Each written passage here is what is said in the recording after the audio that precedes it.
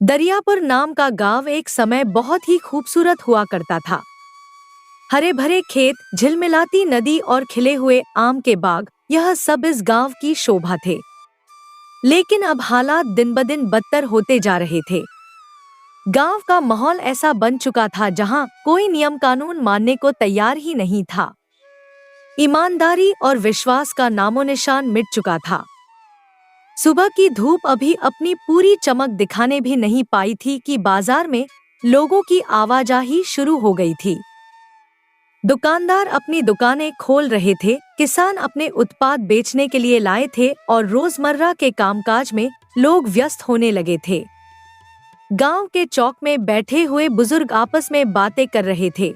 आजकल के लोगों में ईमानदारी नाम की चीज ही नहीं रही।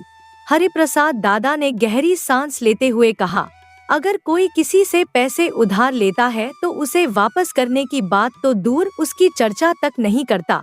हाँ, बात तो सही है। दूसरे बुजुर्ग मोहन काका ने अपनी सफेद दाढ़ी पर हाथ फेरते हुए कहा, अमीर लोग अपनी चालाकियों और धोखाधड़ी से दिन प्रतिदिन और अमीर होते जा रहे हैं, जबकि गरीबों की हालत और बदतर होती जा रही है।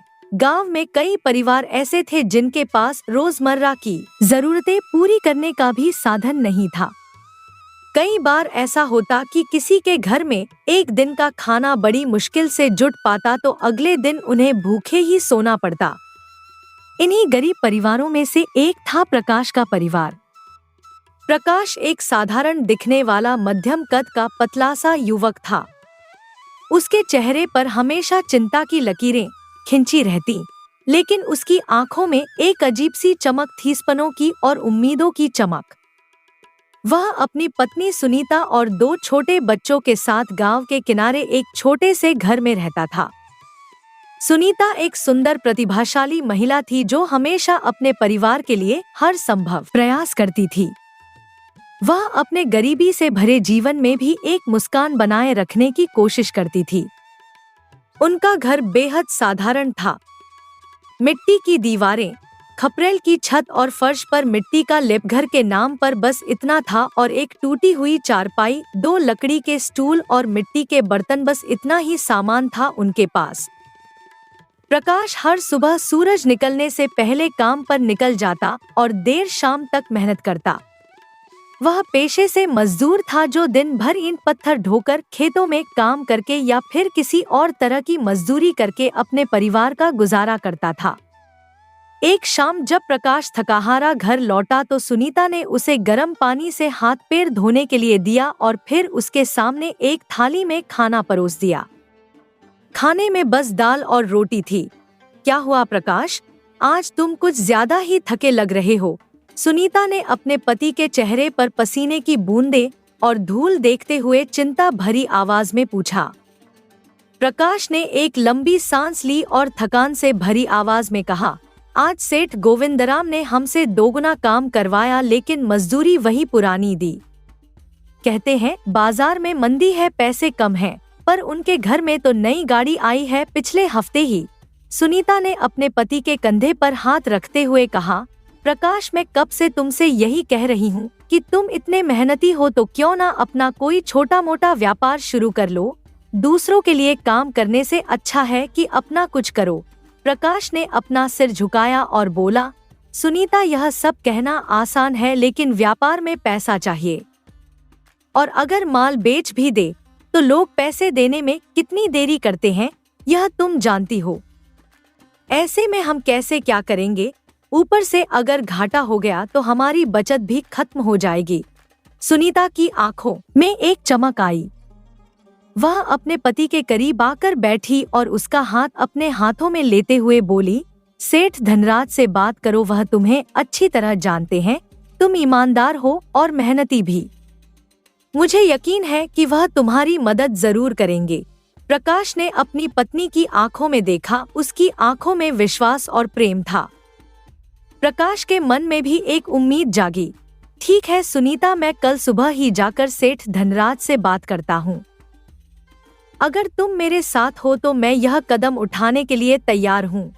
उसी रात सोते समय प्रकाश और सुनीता ने मिलकर अपने सपनों के बारे में बात की। एक ऐसा घर जिसमें पक्की छत हो, बच्चों के लिए अच्छी शिक्षा और हर दिन 2 वक्त की रोटी का इंतजाम।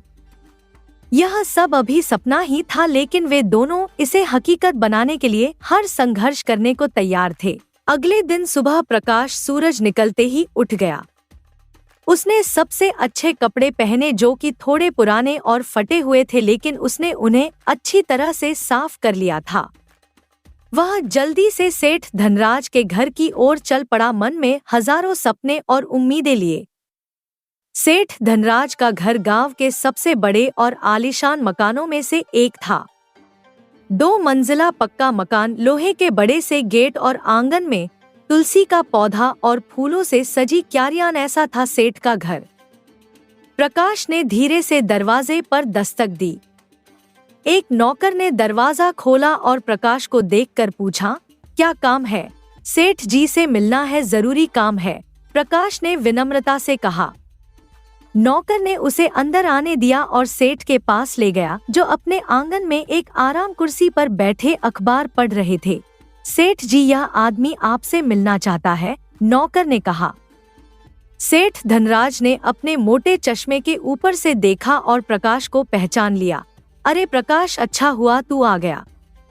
देख, गोदाम में कुछ आटे की बोरियां रखी हैं, इन्हें दुकानदार के पास पहुंचाना है, सेठ ने फौरन काम बताया। प्रकाश ने सम्मान से सिर झुकाते हुए कहा, जी सेठ जी, मैं अभी कर देता हूँ। लेकिन सेठ जी, मैं आपसे कुछ बात करना चाहता हूँ। हाँ हाँ बोल, क्या बात है? सेठ ने अखबार को बगल में रखते हुए पूछा। प्रकाश ने थोड़ा सा घबराते हुए लेकिन दृढ़ता से कहा, सेठ जी, मैं चाहता हूँ कि मैं अपना खुद का काम शुरू करूँ। अपना काम? सेठ की आंखें थोड़ी चौड़ी हुईं। अरे प्रकाश, यह जमाना अपने काम करने का नहीं है। यहाँ पर हर दूसरा आदमी ठगने के लिए तैयार बैठा है। तू नहीं संभाल पाएगा, उन्होंने अपनी मूंछों पर हाथ फेरते हुए कहा। प्रकाश ने हिम्मत बटोरते हुए कहा, नहीं सेठ जी, मुझे यकीन है कि मैं संभाल लूंगा। बस मुझे आपकी थोड़ी मदद चाहिए। मदद? कैसी मदद? सेठ ने आश्चर्य से पूछा। सेठ जी, अगर आप मुझे कुछ पैसे उधार दे दे तो मैं अपना काम शुरू कर सकता हूँ। मैंने सोचा है कि आम का व्यापार शुरू करूं। मौसम भी अच्छा है और मुझे लगता है कि इसमें अच्छी कमाई हो सकती है, प्रकाश ने अपनी योजना बताई। सेठ धनराज ने प्रकाश को ऊपर से नीचे तक देखा, मानो उसकी ईमानदारी को आंक रहे हों। फिर उन्होंने कहा, ठीक है, तू इतना कह रहा है तो मैं तुझे 10,000 रुपए दे रहा हूँ। लेकिन ध्यान रहे, यह उधार है और तुझे 1 महीने के अंदर इसे चुकाना होगा, वह भी ब्याज के साथ। प्रकाश के चेहरे पर खुशी की लहर दौड़ गई, उसकी आंखें चमक उठीं। बहुत बहुत धन्यवाद सेठ जी, मैं आपको निराश नहीं करूंगा।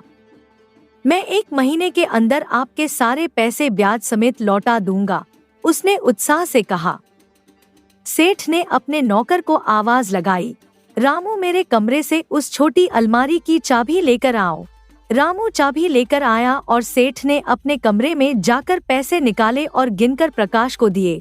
ले, संभाल कर रखना और याद रखना 1 महीने में वापस करने हैं। प्रकाश ने पैसे अपनी धोती के पल्लू में बांधे और सेठ को प्रणाम करके वहां से चला गया। उसके दिल में अब नई उम्मीदों का संचार हो रहा था। प्रकाश पैसे लेकर घर चला आया। घर पहुंचते ही सुनीता ने उसकी शक्ल देखकर ही समझ लिया कि काम बन गया है। क्या हुआ प्रकाश, सेठ ने पैसे दे दिए? सुनीता ने उत्सुकता से पूछा। प्रकाश ने मुस्कुराते हुए अपनी धोती के पल्लू से पैसे निकाले और सुनीता के हाथों में रख दिए। हाँ सुनीता, सेठ धनराज से पैसे लेकर आ गया हूँ। अब मैं इन्हें अपने आम का काम शुरू करने में लगाऊंगा। सोचा है कि आम का बिजनेस शुरू करूंगा और ऊपर वाले ने चाहा तो अच्छी कमाई भी होगी। सुनीता की आंखें खुशी से भर गईं। बहुत अच्छा सोच रहे हो प्रकाश, मेहनत और ईमानदारी से काम करोगे तो जरूर कामयाबी मिलेगी। मैं जानती हूँ कि तुम जो भी करोगे उसमें अपनी पूरी जान लगा दोगे। प्रकाश ने सुनीता का हाथ अपने हाथों में लिया। बस तुम्हारा साथ और आशीर्वाद चाहिए सुनीता। मैं देख रहा हूँ बाजार में आम की अच्छी मांग है। अगर सही प्लानिंग और मेहनत से काम किया तो जल्दी ही मुनाफा होने लगेगा। प्रकाश, तुम बिल्कुल सही सोच रहे हो। मैं तुम्हारे साथ हूँ। तुम देखना, कुछ ही दिनों में तुम इतने अच्छे पैसे कमाने लगोगे कि खुद पर गर्व होगा, सुनीता ने उत्साह से कहा। उसी शाम प्रकाश पास के शहर गया जहां से वह थोक में आम खरीद सकता था। वहां पर उसने अच्छी किस्म के आम देखे, शहरी, लंगड़ा, चौसा, सभी किस्म के आम थे। उसने सबसे अच्छे और ताजे आम चुने और एक ठेले वाले से बात करके आमों को अपने गांव तक लाने का इंतजाम किया। अगले दिन सुबह जब आम गांव पहुंचे तो प्रकाश ने अपनी मेहनत को और बढ़ाने का फैसला किया। उसने अपने पास भोला नाम के एक लड़के को काम पर रख लिया। भोला एक मेहनती और तेज तर्रार लड़का था जो प्रकाश की तरह ही गरीब परिवार से था। प्रकाश ने उसे आम का सारा काम सौंप दिया। भोला, देखो, हम गांव गांव जाकर आम बेचेंगे। मैं तुम्हें रोज का 200 रुपए दूंगा और अगर अच्छी बिक्री हुई तो इनाम भी, प्रकाश ने भोला को समझाया। भोला खुशी से झूम उठा। भैया, मैं आपको निराश नहीं करूंगा। मैं पूरी मेहनत से काम करूंगा। प्रकाश और भोला सुबह सुबह ताजे आमों की टोकरियां अपने सिर पर रखते और पूरे गांव में घूम घूम कर आम बेचते।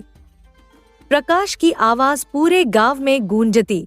आम ले लो आम, मीठे रसीले आम, ताजे आम ले लो। लोग आमों की टोकरियों के पास आते, आमों को देखते, उनकी खुशबू सूंघते और फिर खरीद लेते। कुछ लोग नकद पैसे देते लेकिन ज्यादातर लोग कहते, प्रकाश भाई आज पैसे नहीं है, कल दे देंगे। प्रकाश मना नहीं करता। कोई बात नहीं भाई साहब, कल दे देना, वह मुस्कुराते हुए कहता। इस तरह धीरे धीरे प्रकाश के सारे आम बिक गए। लोग उसके आमों की मिठास की तारीफ करते और प्रकाश को लगने लगा कि उसका व्यापार अच्छा चल निकलेगा। लेकिन जब प्रकाश ने पैसे वसूलने की कोशिश की तो उसे बड़ा झटका लगा। प्रकाश अपने सभी ग्राहकों के पास गया जिन्होंने उससे उधार में आम लिए थे, लेकिन उसे हर जगह निराशा ही हाथ लगी। पहले वह कुंदन साहू के पास गया जिन्होंने उससे काफी आम लिए थे। कुंदन भाई, आम के पैसे दे दो, आज 1 हफ्ता हो गया, प्रकाश ने विनम्रता से कहा। कुंदन ने अपना चेहरा बनाते हुए कहा, अरे भाई, अभी हाथ खाली है, अगले महीने फसल आएगी तब दे देंगे। प्रकाश वहां से निराश होकर दूसरे ग्राहक के पास गया। ये थे रामलाल, जो गांव के स्कूल के अध्यापक थे। रामलाल भाई, आम के पैसे मिल जाएं तो अच्छा रहेगा। नए आम खरीदने हैं, प्रकाश ने हाथ जोड़कर कहा। रामलाल ने सिर खुजलाते हुए कहा, भाई प्रकाश, अभी तो तनख्वाह नहीं आई है। तुम्हारे आम अच्छे थे पर इस बार थोड़े खट्टे थे, अगली बार से बेहतर लाना। पैसे वेतन आने पर दे दूंगा। प्रकाश हैरान था। ये वही आम थे जिनकी सभी ने तारीफ की थी और अब रामलाल कह रहे हैं कि आम खट्टे थे। इसी तरह वह दरवाजे दरवाजे गया लेकिन हर जगह उसे बहाने ही सुनने को मिले। कोई कहता अभी हाथ खाली है तो कोई कहता अगली फसल पर दे देंगे। शाम होते होते प्रकाश पूरी तरह निराश हो चुका था। वह भोला के साथ अपनी दुकान पर बैठा था जो उसने गांव के चौराहे पर एक छोटे से टप्पर में बनाई थी। सारे आम तो खत्म हो गए लेकिन पैसे एक भी हाथ में नहीं आए। अब नए आम खरीदने के लिए हमें पैसों की जरूरत पड़ेगी लेकिन गांव वाले कोई भी पैसे देने को तैयार नहीं है। हम क्या करेंगे भैया? भोला ने चिंता से पूछा। प्रकाश ने गहरी सांस ली। उसके चेहरे पर चिंता की लकीरें गहरी हो गई थी। भोला, तुम बिल्कुल सही कह रहे हो। घर का खर्च चलाना भी मुश्किल हो गया है। पता नहीं इन सब लोगों से पैसे कैसे वसूलेंगे। अगर ऐसा ही चलता रहा तो हमारा काम खत्म हो जाएगा और मैं पूरी तरह बर्बाद हो जाऊंगा। भोला आंखों में आंसू भरते हुए बोला, भैया मैंने सोचा था कि सब हमें ईमानदारी से पैसे दे देंगे लेकिन यहाँ तो सब टालमटोल कर रहे हैं। कोई कहता है अगले हफ्ते तो कोई कहता है फसल आने पर देंगे। ये लोग हमारी मेहनत की कदर नहीं कर रहे हैं। प्रकाश ने भोला के कंधे पर हाथ रखा। भोला, तुमने कोई गलती नहीं की। हमारी सोच ही गलत थी। हमने भरोसे के आधार पर उधार में आम बेचे, लेकिन अब यही भरोसा हमारी सबसे बड़ी कमजोरी बन गया है। सोच रहा हूँ कि अगर अगले कुछ दिनों में पैसे नहीं आए तो घर चलाना भी मुश्किल हो जाएगा। उस रात प्रकाश थकाहारा घर लौटा। सुनीता ने उसका उदास चेहरा देखकर पूछा, क्या हुआ प्रकाश, सब ठीक तो है ना? प्रकाश ने अपनी पत्नी को सारी बात बताई कि कैसे लोगों ने आम तो खरीद लिए लेकिन पैसे देने से इनकार कर दिया, कैसे अब उसके पास अगली बार के लिए आम खरीदने के पैसे नहीं बचे और कैसे वह सेठ धनराज को उधार के पैसे वापस करने में असमर्थ होगा। सुनीता ने प्रकाश का हाथ अपने हाथों में लिया। प्रकाश, तुम हिम्मत मत हारो, हम मिलकर इस मुश्किल से निकलेंगे।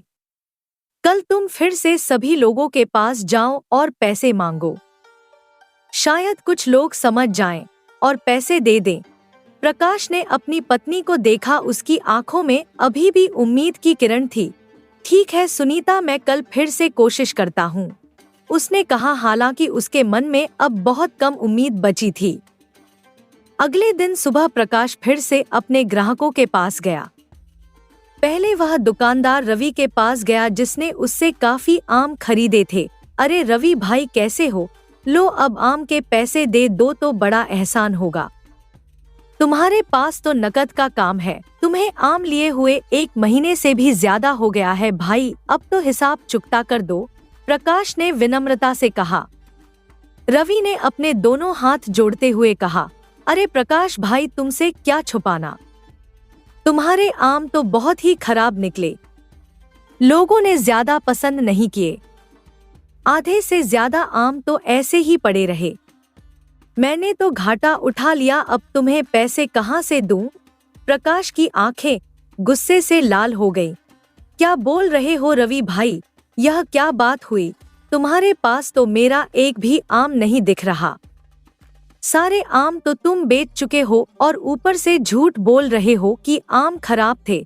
सच सच बताओ, पैसे क्यों नहीं दे रहे? रवि आंखें चुराते हुए बोला। अरे प्रकाश भाई, ऐसा कुछ नहीं है, तुम्हें गलतफहमी हो रही है, जैसे ही थोड़ी बिक्री होगी मैं तुम्हें पैसे दे दूंगा, अभी तो हाथ खाली है। रवि भाई, यह सही बात नहीं है, 1 महीने से ऊपर हो गया है और तुम अब भी बहाने बना रहे हो। मैंने तुम्हें भरोसे के साथ उधार में आम दिए, लेकिन अब तुम टालमटोल कर रहे हो, क्या यही तुम्हारी ईमानदारी है? प्रकाश ने दर्द भरी आवाज में कहा। अरे भाई, इतना गुस्सा क्यों हो रहे हो? मैंने कहा ना, पैसे आते ही तुम्हें दे दूंगा, अभी थोड़ा वक्त दो, रवि ने टालते हुए कहा। प्रकाश वहां से निराश होकर चला आया। मन में एक कड़वाहट थी, लेकिन उसने हिम्मत नहीं हारी। उसने सोचा कि शायद अगला ग्राहक उसकी मेहनत की कदर करेगा। अगला पड़ाव था राकेश का घर, जो गांव की पंचायत के सदस्य थे और जिन्होंने प्रकाश से काफी सारे आम खरीदे थे। दोपहर की तपती धूप में प्रकाश ने राकेश के बड़े से घर की ओर कदम बढ़ाए।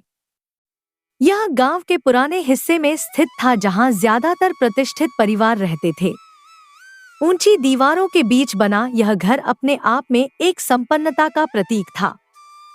प्रकाश ने धीरे से दरवाजे पर दस्तक दी। उसका माथा पसीने से भीगा हुआ था, लेकिन चेहरे पर विनम्रता की एक मुस्कान थी। कुछ क्षणों के बाद राकेश का 15-16 साल का बेटा रोहित बाहर आया। उसने प्रकाश को एक नजर देखा और मुंह बिचकाया। किससे मिलना है? उसने ऊबे हुए स्वर में पूछा, हालांकि वह अच्छी तरह से जानता था कि प्रकाश कौन है। बेटा, राकेश भाई से मिलना है, उन्हें बता दो कि प्रकाश आया है, प्रकाश ने अपनी टोपी हाथ में लेते हुए विनम्रता से कहा।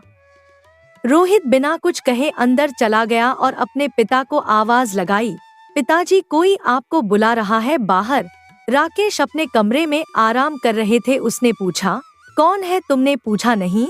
वही प्रकाश है, आम वाला।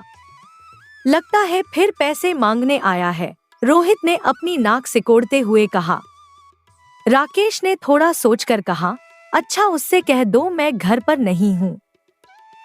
हर समय पैसे पैसे करता रहता है। अभी परेशान मत करो, बोल दो कि बाद में आए। रोहित बाहर आया और झूठ बोला, प्रकाश भाई पिताजी घर पर नहीं है, तुम फिर कभी आ जाना। प्रकाश के चेहरे पर निराशा की लकीरें गहरी हो गईं। वह जानता था कि राकेश घर पर ही है, क्योंकि उन्हें बात करते हुए उसने सुना था। लेकिन वह कर भी क्या सकता था। सिर झुकाकर धीरे से बोला, ठीक है बेटा, उनसे कह देना कि प्रकाश आया था, कल फिर आऊंगा। प्रकाश वापस मुड़ने ही वाला था कि तभी पीछे से एक जोरदार आवाज आई, अरे ओ राकेश, कहाँ छिपा बैठा है यार, बाहर आ। प्रकाश ने पीछे मुड़कर देखा। एक व्यक्ति जिसकी उम्र लगभग 40 वर्ष की होगी, साफ सुथरे कपड़े पहने हंसते हुए घर की ओर बढ़ रहा था। यह कबीर था, जो पड़ोस के गांव का रहने वाला था और राकेश का बचपन का दोस्त था। अरे राकेश, घर पर है कि नहीं? कबीर ने फिर से आवाज लगाई, लेकिन इस बार और जोर से। प्रकाश वहीं रुक गया और कुछ दूरी पर खड़ा होकर देखने लगा। उसे आश्चर्य था कि अब क्या होगा।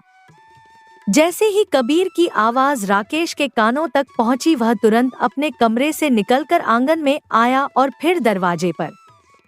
कबीर को देखते ही उसके चेहरे पर मुस्कान फैल गई। अरे कबीर भाई, तुम, इतने दिन बाद? राकेश ने बाहर आकर कबीर के गले मिलते हुए कहा, आओ आओ अंदर चलो, कब आए तुम गांव में? प्रकाश दूर से ही यह सब देख रहा था। उसके मन में एक अजीब सा दर्द उभरा। अभी कुछ ही क्षण पहले उसे बताया गया था कि राकेश घर पर नहीं है, और अब वही राकेश कबीर का गर्मजोशी से स्वागत कर रहा था। कबीर ने मुस्कुराते हुए कहा, अरे भाई, बस आज ही आया हूँ, सोचा सबसे पहले अपने दोस्त से ही मिल लूं। तुम्हारी तबीयत कैसी है और बच्चे कैसे हैं? सब बढ़िया है यार, चलो अंदर बैठते हैं, राकेश ने उत्साह से कहा। लालू जल्दी से 2 चाय ला। प्रकाश धीरे धीरे वहां से चलने लगा। उसके मन में अपमान और दुख की भावना थी। उसने अपने आप से कहा, क्या यही है इंसानियत? जब मैं पैसे मांगने गया तो मुझे झूठ बोलकर टाल दिया और कबीर को देखते ही बाहर निकल आए। क्या मेरी मेहनत और ईमानदारी का कोई मूल्य नहीं है? राकेश और कबीर के बीच की बातचीत जारी थी। वे अब आंगन में बैठे थे और चाय पीते हुए पुरानी यादें ताज़ा कर रहे थे। क्या बात है कबीर, आज अचानक याद कैसे आ गई? राकेश ने चाय की चुस्की लेते हुए पूछा। कबीर ने मुस्कान के साथ कहा, बात दरअसल खुशी की है भाई। मेरी बेटी अनीता की शादी तय हो गई है अगले महीने और मैं तुम्हें खुद आमंत्रण देने आया हूँ। सोचा कि पुरानी मित्रता है, कार्ड भेजना ठीक नहीं लगा, खुद आकर बुलाना चाहिए।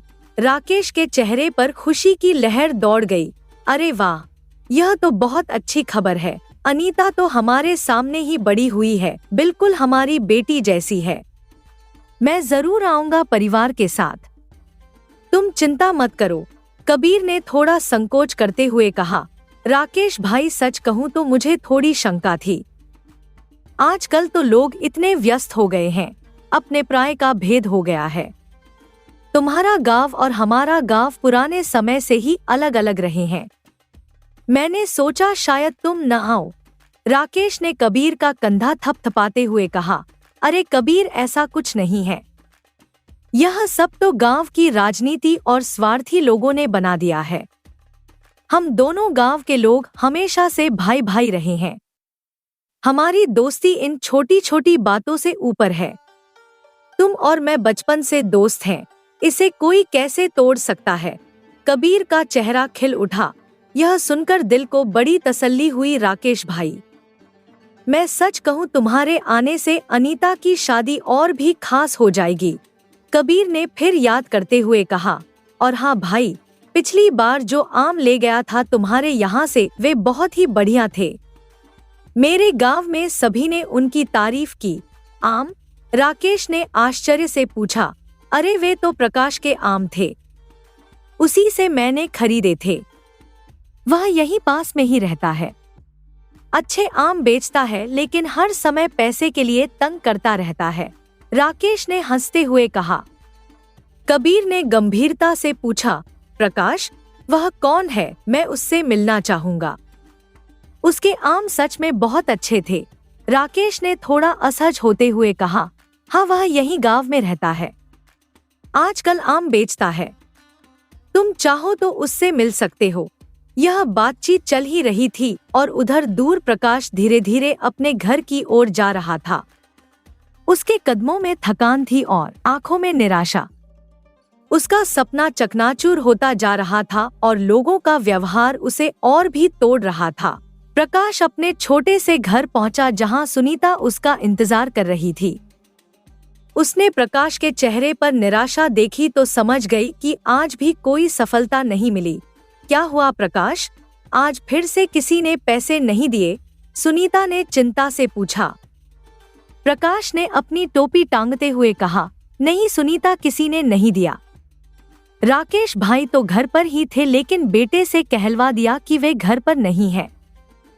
और जैसे ही उनका दोस्त कबीर आया, वे तुरंत बाहर निकल आए। मेरे सामने ही यह सब हुआ। ऐसा लगा जैसे मैं कोई इंसान ही नहीं हूँ। प्रकाश की आवाज में दर्द था। सुनीता ने अपने पति के कंधे पर हाथ रखा। तुम्हें इतना बुरा नहीं मानना चाहिए प्रकाश। ये लोग हमेशा से ऐसे ही रहे हैं।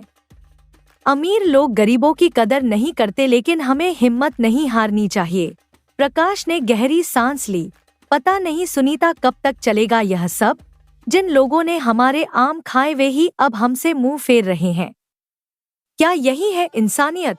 इसके बाद भी कई दिनों तक प्रकाश ने पैसे वसूलने की कोशिश की, लेकिन सफलता नहीं मिली।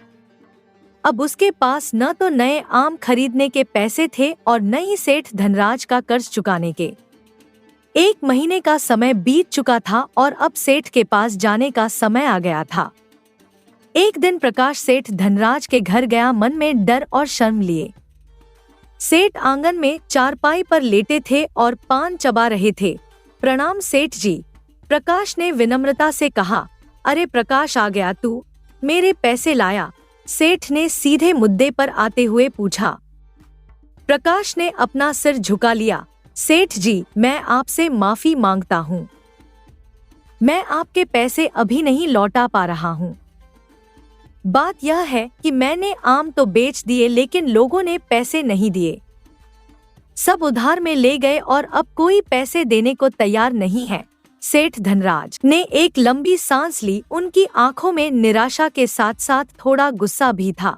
मैंने तुझसे पहले ही कहा था कि यह काम तेरे बस का नहीं है, लेकिन तू पता नहीं किसके बहकावे में आकर इस काम को करने की जिद पकड़ बैठा। अब देख लिया ना क्या अंजाम हुआ। हाँ सेठ जी, अब समझ आ गया। आपने सही कहा था। प्रकाश ने स्वीकार किया। अब मेरी हालत ऐसी हो गई है कि कोई मुझे काम पर भी नहीं रखता। मेरी आपसे गुजारिश है, मुझे अपने यहाँ काम पर रख लीजिए। चाहे जो भी करना पड़े मैं कर लूंगा। सेठ ने प्रकाश को गौर से देखा। उन्हें इस युवक पर थोड़ा तरस आया। देख प्रकाश, तुझे काम पर तो मैं रख लूंगा, लेकिन याद रख, मेरे 10,000 रुपए जो तूने लिए थे वह आज तक नहीं लौटाए। यह बात 2 महीने पुरानी हो चुकी है। अब सुन, मैं तुझे काम पर रखूंगा, लेकिन अगले 4 महीने तू मेरे पास काम करेगा और वह भी पूरी ईमानदारी से। उसके बाद ही तुझे पैसे मिलेंगे, समझा?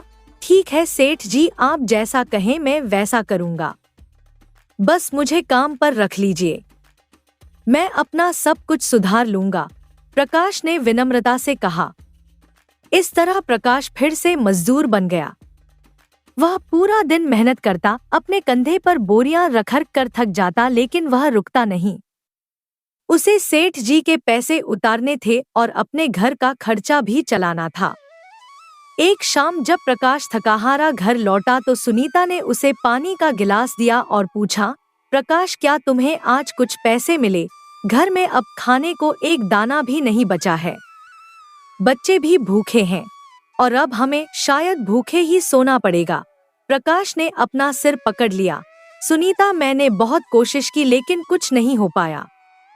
सेठ जी कह रहे हैं कि जब तक उनके 10,000 रुपए नहीं लौटाऊंगा तब तक वह मुझे पैसे नहीं देंगे। मैंने सोचा था कि आज कुछ काम कर लूंगा, कुछ पैसे कमा लूंगा, लेकिन कुछ नहीं हो पाया। अब पहले उनके पैसे चुकाने होंगे तभी अपने घर के लिए कुछ पैसे ला सकूंगा। सुनीता की आंखों में आंसू आ गए। प्रकाश, क्या यही दिन देखने के लिए हम इस दुनिया में आए हैं?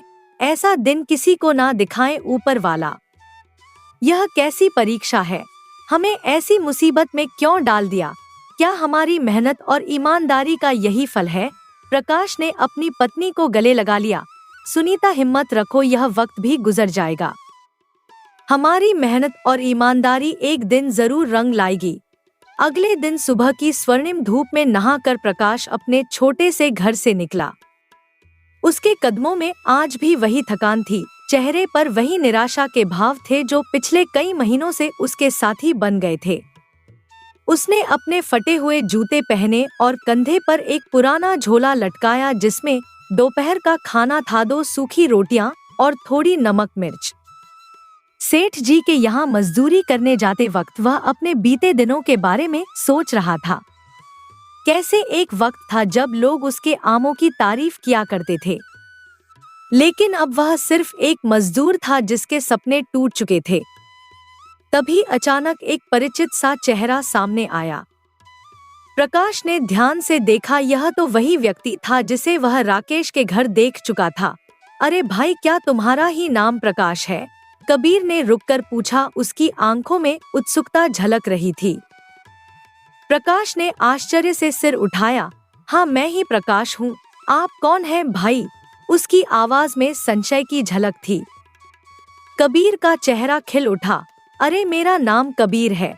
मैंने तुम्हारे आम खाए हैं और खुदा की कसम वे मेरे अब तक के सबसे स्वादिष्ट आम थे। उसने हाथ जोड़कर तारीफ के अंदाज में सिर हिलाया। कितने समय से मैं तुम्हारा पता ढूंढ रहा था लेकिन कहीं मिला ही नहीं। आज तुमसे यूं अचानक मिलकर लगता है जैसे खुदा ने मिलाया है। कबीर के चेहरे पर खुशी साफ झलक रही थी। प्रकाश के चेहरे पर एक मुस्कान आई, लेकिन वह क्षणिक थी, जैसे दीवार की दरार से झांकती रोशनी।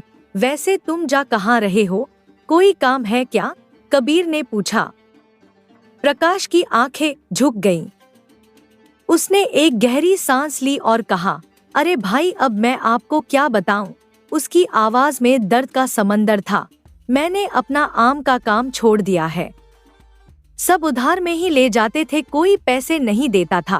प्रकाश ने अपनी हथेलियों को देखा। मेरा पूरा कारोबार बर्बाद हो गया।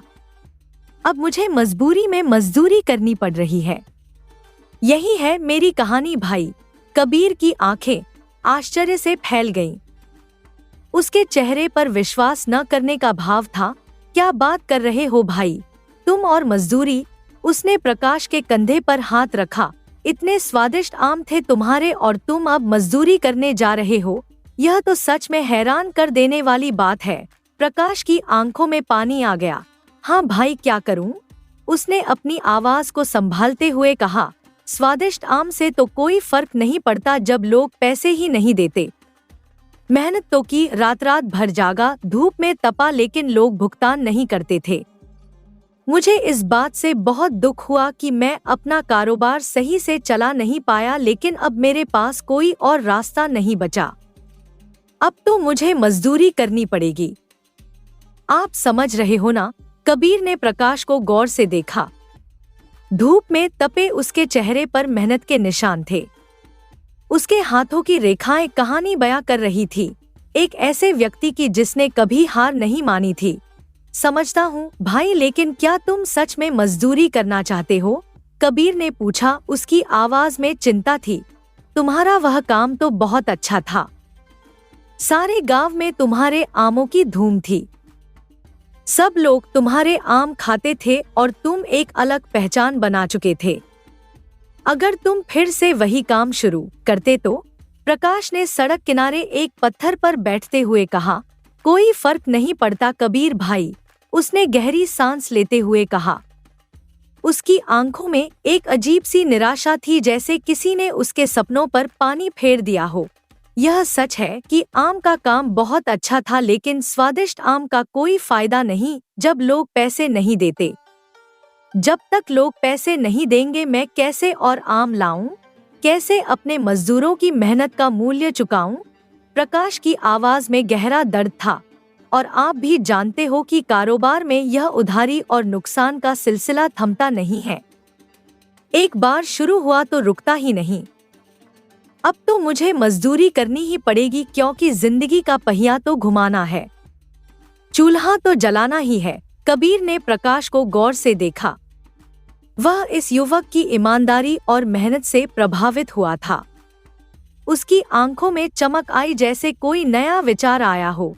क्या बात कर रहे हो भाई प्रकाश? कबीर की आवाज में उत्साह था। क्या तुम मेरे साथ काम करना चाहोगे? उसने प्रकाश के सामने हाथ बढ़ाया। क्या तुम मेरे साथ आकर कारोबार को फिर से चलाना चाहते हो? प्रकाश ने आश्चर्य से कबीर को देखा। एक क्षण के लिए उसे विश्वास ही नहीं हुआ कि कोई उसे इस तरह से मौका दे रहा है। तुम्हारे पास अच्छे विचार हैं और मुझे लगता है कि तुम मेरे साथ काम करने पर बहुत अच्छा करोगे। कबीर ने प्रकाश का हाथ अपने हाथों में लेते हुए कहा, अगर तुम मेरे साथ आओगे तो हम दोनों मिलकर इस काम को फिर से शुरू कर सकते हैं। मेरे पास बहुत बड़े पैमाने पर आम का काम है। कबीर की आंखों में एक चमक थी। और सबसे अच्छी बात यह है कि मेरे पास ऐसे ग्राहक हैं जो समय पर भुगतान करते हैं। तुम्हारी मेहनत बेकार नहीं जाएगी, ये मेरा वादा है। प्रकाश की आंखों में अचानक चमक आ गई, जैसे बरसात के बाद सूरज निकल आया हो। उसका चेहरा खिल उठा। क्या आप सच में यह कर सकते हैं कबीर भाई? उसकी आवाज कांप रही थी। मैं तो सोच भी नहीं सकता था कि मुझे कभी यह मौका मिलेगा। कबीर ने मुस्कुराते हुए प्रकाश का कंधा थपथपाया। ठीक है प्रकाश भाई, तुम कल से मेरे गोदाम पर आ जाना, मैं तुम्हें सब समझा दूंगा। हम मिलकर ऐसा कारोबार करेंगे कि पूरे शहर में हमारे आमों की धूम मच जाएगी। प्रकाश के चेहरे पर पहली बार कई दिनों में एक वास्तविक मुस्कान आ गई। यह मुस्कान सिर्फ होठों तक सीमित नहीं थी, बल्कि उसकी आंखों में भी थी एक नई उम्मीद, एक नया सवेरा, एक नया सपना जो अब असंभव नहीं लगता था। उसने कबीर का हाथ दृढ़ता से पकड़ा। शुक्रिया कबीर भाई, आपने मेरे टूटे हुए सपनों को फिर से जीने का मौका दिया है। मैं आपको निराश नहीं करूंगा, यह मेरा वादा है। सुबह की सुनहरी धूप में दो दोस्तों की इस अनोखी मुलाकात ने एक नई कहानी की शुरुआत कर दी थी। प्रकाश अपने घर की ओर बढ़ने लगा। उसके कदमों में एक नवीन स्फूर्ति थी, जैसे सूखी नदी में अचानक बारिश के बाद जल का प्रवाह लौट आया हो। धीमी चाल से चलते हुए उसकी आंखें कभी आसमान की ओर देखती तो कभी अपने आसपास के परिदृश्य को। आज आसमान उसे अधिक नीला और सूरज अधिक चमकीला लग रहा था। उसके मन में हजारों विचार उमड़-घुमड़ रहे थे। एक और कबीर भाई का प्रस्ताव और दूसरी ओर अपने पुराने काम की यादें। हालांकि पहली बार कई महीनों में उसके मन में आशा का संचार हुआ था। घर के समीप पहुंचते ही उसने देखा कि सुनीता आंगन में गीले कपड़े रस्सी पर सुखा रही थी। उसकी बेटी आंगन में खेल रही थी, मिट्टी से खिलौने बना रही थी। यह दृश्य इतना परिचित था, लेकिन आज कुछ अलग लग रहा था। शायद इसलिए क्योंकि आज वह खुद अंदर से बदल चुका था। सुनीता ने जैसे ही प्रकाश को देखा, उसके चेहरे पर आश्चर्य और चिंता के भाव उभरे। उसने कपड़ा रखते हुए पूछा, अरे प्रकाश, तुम इतनी जल्दी घर वापस कैसे आ गए? काम से छुट्टी मिल गई क्या? उसकी आवाज में चिंता थी। सेठ जी ने कुछ कहा तो नहीं? प्रकाश ने झोला जमीन पर रखते हुए चेहरे पर एक ऐसी मुस्कान के साथ जो सुनीता ने कई महीनों से नहीं देखी थी, कहा, अरे सुनीता, आज मैं सेठ जी के यहाँ नहीं गया। उसकी आवाज में एक लयबद्ध उत्साह था, जैसे कोई खुशखबरी सुनाने के लिए बेताब हो। क्या हुआ, तुम्हारी तबीयत तो ठीक है ना? सुनीता ने अपना काम रोककर पूछा। प्रकाश ने सुनीता के दोनों हाथ थामते हुए कहा, रास्ते में कबीर भाई मिल गए। वह मुझे पहचान गए, उन्होंने मेरे आमों को याद किया। उसकी आंखें चमक रही थी, जैसे उनमें हजारों सितारे टिमटिमा रहे हों। उन्होंने मुझे अपने साथ काम करने का मौका दिया है। कल से मैं फिर से आम का कारोबार शुरू करूंगा अपने ही हाथों से। सुनीता को विश्वास नहीं हो रहा था। उसने अपना गीला हाथ छुड़ाकर प्रकाश के माथे पर रखा, जैसे देख रही हो कि कहीं उसे बुखार तो नहीं। कौन कबीर भाई, मैं समझी नहीं। उसकी आंखों में संदेह और उम्मीद का मिश्रण था। प्रकाश ने हंसते हुए बच्चों की तरह उछलते हुए कहा, अरे सुनीता, वह मेरे आम खाते थे, उन्हें मेरे आम बहुत पसंद थे। उसने चारपाई पर बैठते हुए कहा, आज जब मैं सेठ जी के यहाँ जा रहा था तब रास्ते में ही मिल गए। बोले, क्या तुम्हारा ही नाम प्रकाश है? प्रकाश ने कबीर से हुई पूरी बातचीत सुनीता को विस्तार से बताई। हर एक पल, हर एक शब्द उसे याद था। उन्होंने मुझसे कहा कि मेरे पास विचार अच्छे हैं और मेरी मेहनत और ईमानदारी से वह प्रभावित हैं। वह मुझे अपने साथ काम करने का मौका देंगे और हम दोनों मिलकर आम का कारोबार करेंगे। प्रकाश की आंखें नम थी। उनके पास बड़े पैमाने पर आम का काम है और उनके ग्राहक समय पर पैसे चुकाते हैं। मुझे अब मजदूरी नहीं करनी पड़ेगी सुनीता। सुनीता की आंखों में अविश्वास उम्मीद में बदल गया। उसके चेहरे पर एक ऐसी मुस्कान खिल उठी जिसमें राहत और खुशी दोनों थी। सच में प्रकाश, यह तो बहुत अच्छी बात है। उसने अपने पल्लू से आंखों को पोंछते हुए कहा, देखा, भगवान हमेशा अच्छे लोगों की मदद करते हैं। ऊपर वाले ने हमारी प्रार्थना सुन ली। छोटी बच्ची जो अपनी मिट्टी के खिलौनों से खेल रही थी, अपने पिता की खुशी देखकर उसके पास दौड़ी आई। प्रकाश ने उसे गोद में उठा लिया और हवा में उछाला, देखो बेटी, अब हमारे भी सपने पूरे होंगे। अगले दिन सूरज निकलने से पहले ही प्रकाश जाग गया और कबीर से मिलने के लिए निकल पड़ा। कबीर का गोदाम गांव से थोड़ा बाहर था, एक बड़े से मैदान में। पैदल चलते हुए प्रकाश को रास्ता लंबा नहीं लगा। पक्षियों का कलरव, खेतों से आती मिट्टी की सौंधी खुशबू और दूर से आते ट्रकों की आवाज, सब कुछ उसे एक नए संसार में ले जा रहे थे। गोदाम के पास पहुंचते ही प्रकाश रुक गया। उसके सामने एक विशाल संरचना थी, लाल ईंटों से बनी, लोहे के बड़े दरवाजे और आसपास व्यस्त कामगारों का तांता। कुछ लोग आम छांट रहे थे, कुछ उन्हें पैक कर रहे थे और कुछ ट्रकों में लोड कर रहे थे। हर कोई एक व्यवस्थित तरीके से काम कर रहा था, जैसे एक सुचारू मशीन का हिस्सा हो।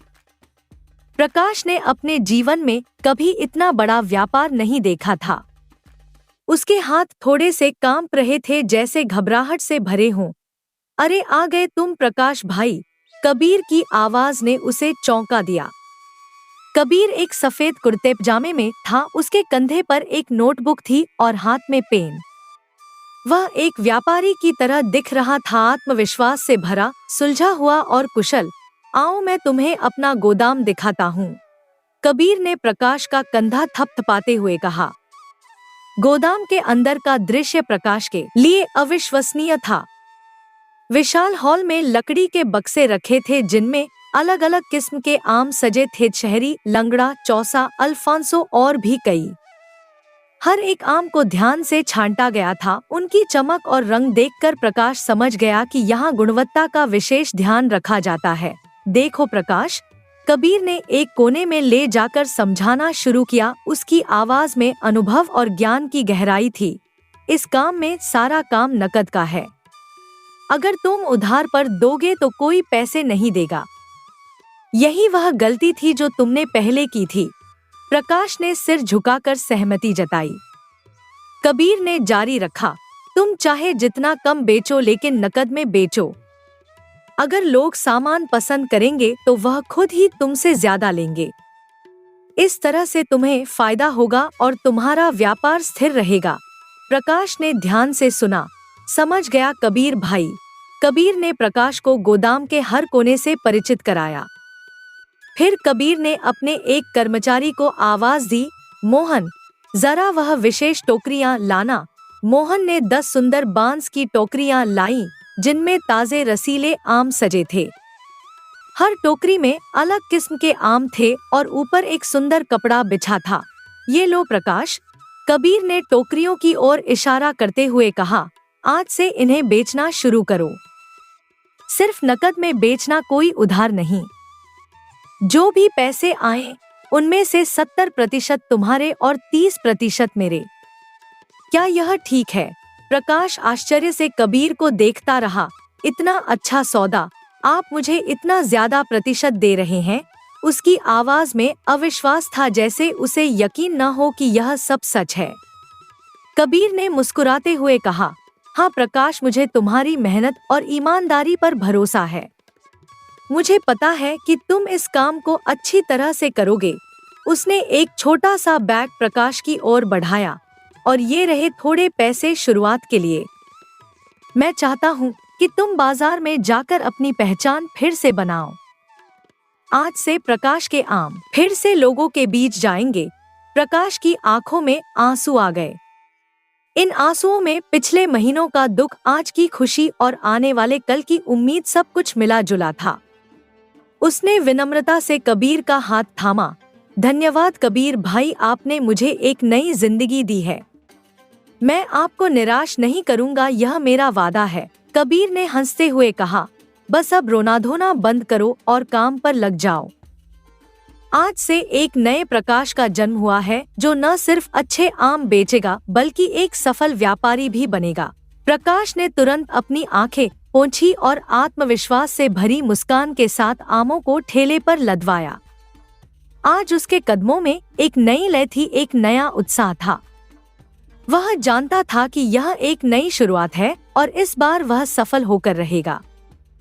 प्रकाश ने फिर से अपने पुराने साथी भोला के साथ आम बेचना शुरू कर दिया।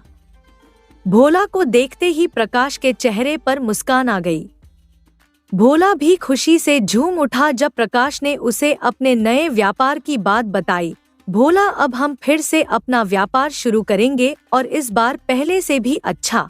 इस बार कोई गलती नहीं होगी, प्रकाश ने उत्साह से कहा। अब दोनों बाजार में एक नए जोश और उमंग के साथ खड़े थे। प्रकाश की आवाज में वह पुरानी मिठास और आत्मविश्वास लौट आया था।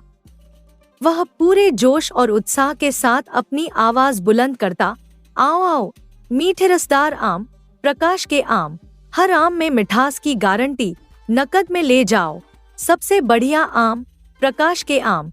जब प्रकाश अपनी आवाज लगाता तो उसकी आवाज में एक अलग ही जादू होता।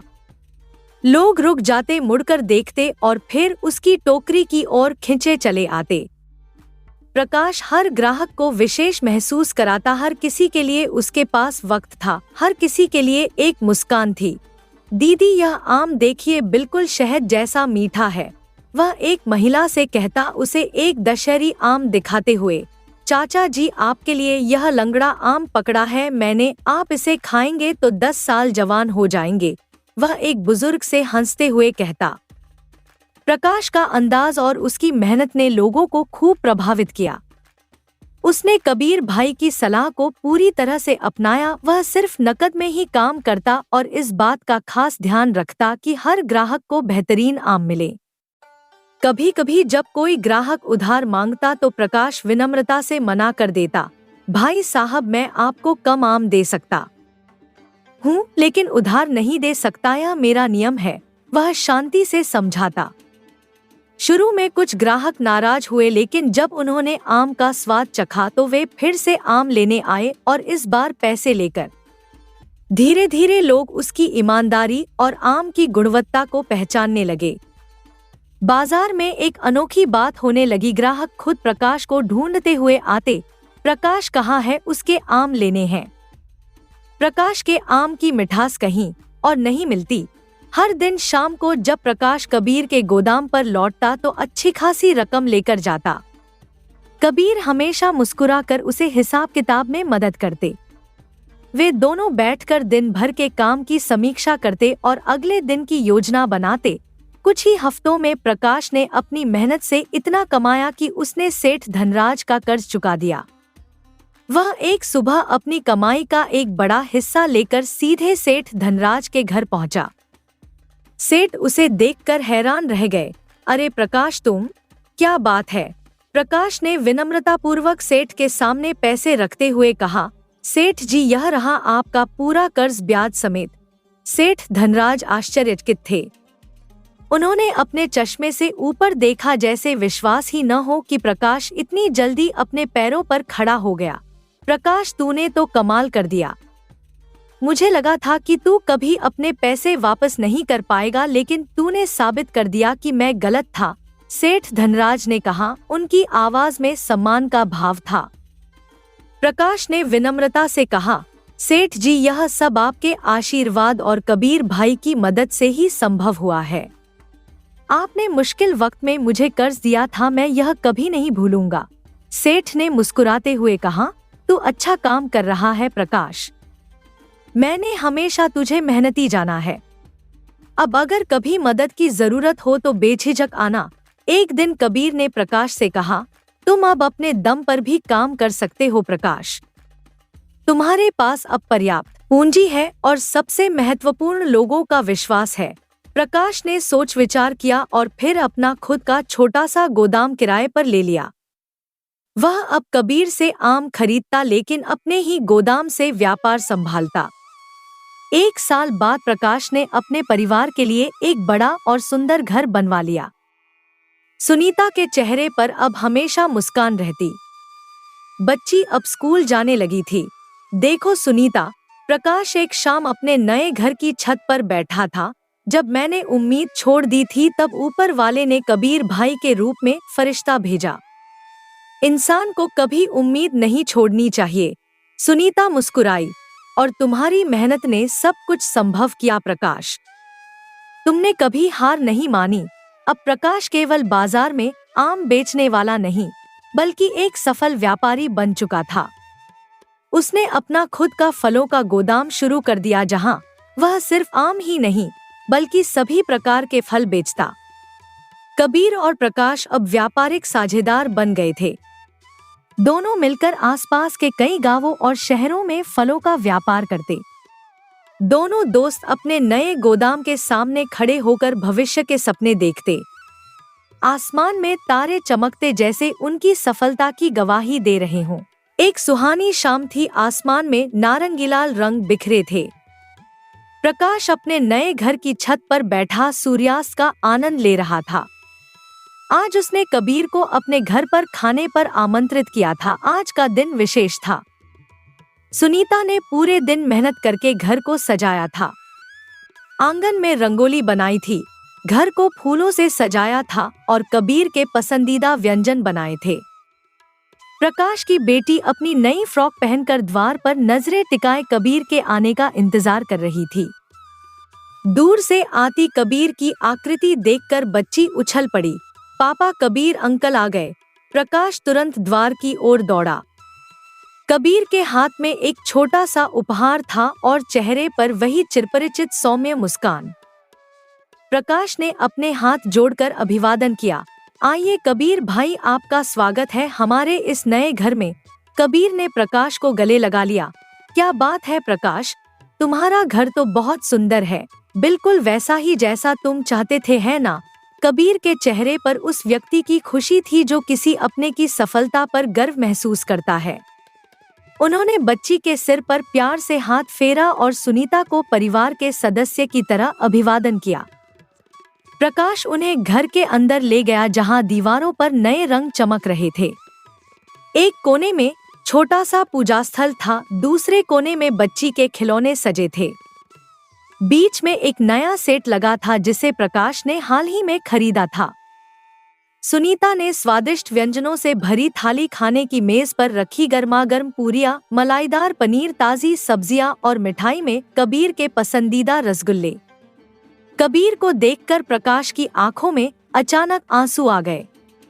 उसने एक गहरी सांस ली, जैसे अपने भावों को नियंत्रित करने की कोशिश कर रहा हो।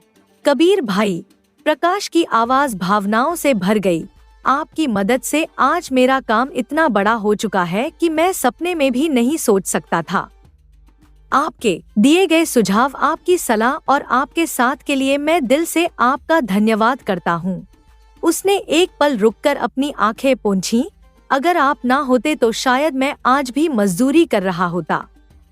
मेरे बच्चे की किताबें, उसकी स्कूल की फीस, यह छत, कुछ भी संभव नहीं होता। कबीर ने मुस्कुराते हुए प्रकाश का हाथ अपने हाथों में लिया। अरे प्रकाश, इसमें धन्यवाद की क्या बात है, यह तो मेरा फर्ज था।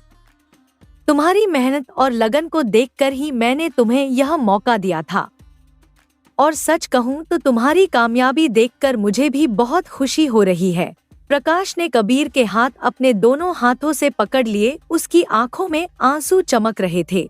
लेकिन कबीर भाई, आपने मुझे शुरुआत में वह 10 टोकरियां देकर जो भरोसा दिखाया, वो मेरे लिए सब कुछ था।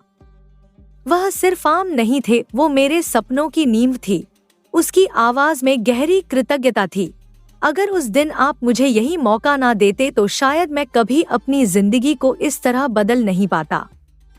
आपने ही मुझे सिखाया कि कैसे नकद में काम करना है और व्यापार में ईमानदारी कितनी जरूरी है। कबीर ने प्रकाश के कंधे पर प्यार से हाथ रखा। उनकी आंखों में भी नमी थी। देखो प्रकाश, मैं मानता हूँ कि मैंने तुम्हें शुरुआत में राह दिखाई, लेकिन असली मेहनत तो तुमने की। तुमने ईमानदारी से काम किया, अपनी गलतियों से सीखा और आगे बढ़े। तुम्हारी इस लगन और मेहनत का ही फल है कि आज तुम्हारा नाम पूरे क्षेत्र में प्रतिष्ठित हो गया है। उन्होंने कमरे में चारों ओर नजर दौड़ाई। इस घर में हर एक चीज तुम्हारी मेहनत की गवाह है प्रकाश। सुनीता ने भोजन परोसते हुए बात में हस्तक्षेप किया। उसकी आंखों में भी भावुकता के भाव थे। प्रकाश, हमेशा आपका नाम लेते हैं कबीर भाई। आप हमारे लिए भगवान से कम नहीं हो। उसके चेहरे पर गहरी कृतज्ञता थी। जब प्रकाश ने अपना सारा काम खो दिया था, तब हमारे पास कुछ नहीं बचा था। हमें खाने के लाले पड़ गए थे। प्रकाश का आत्मविश्वास टूट चुका था और तब आप हमारी जिंदगी में आए, एक रोशनी की तरह। अगर आप हमारी जिंदगी में नहीं आते तो शायद आज भी प्रकाश वही दिहाड़ी मजदूरी कर रहे होते और हम किराए के मकान में रह रहे होते। प्रकाश की आंखें फिर से भर आईं। कबीर भाई, मैं कभी नहीं भूल सकता कि जब मेरे पास कुछ नहीं था तब आपने मुझे सहारा दिया। उसकी आंखों में चमक थी।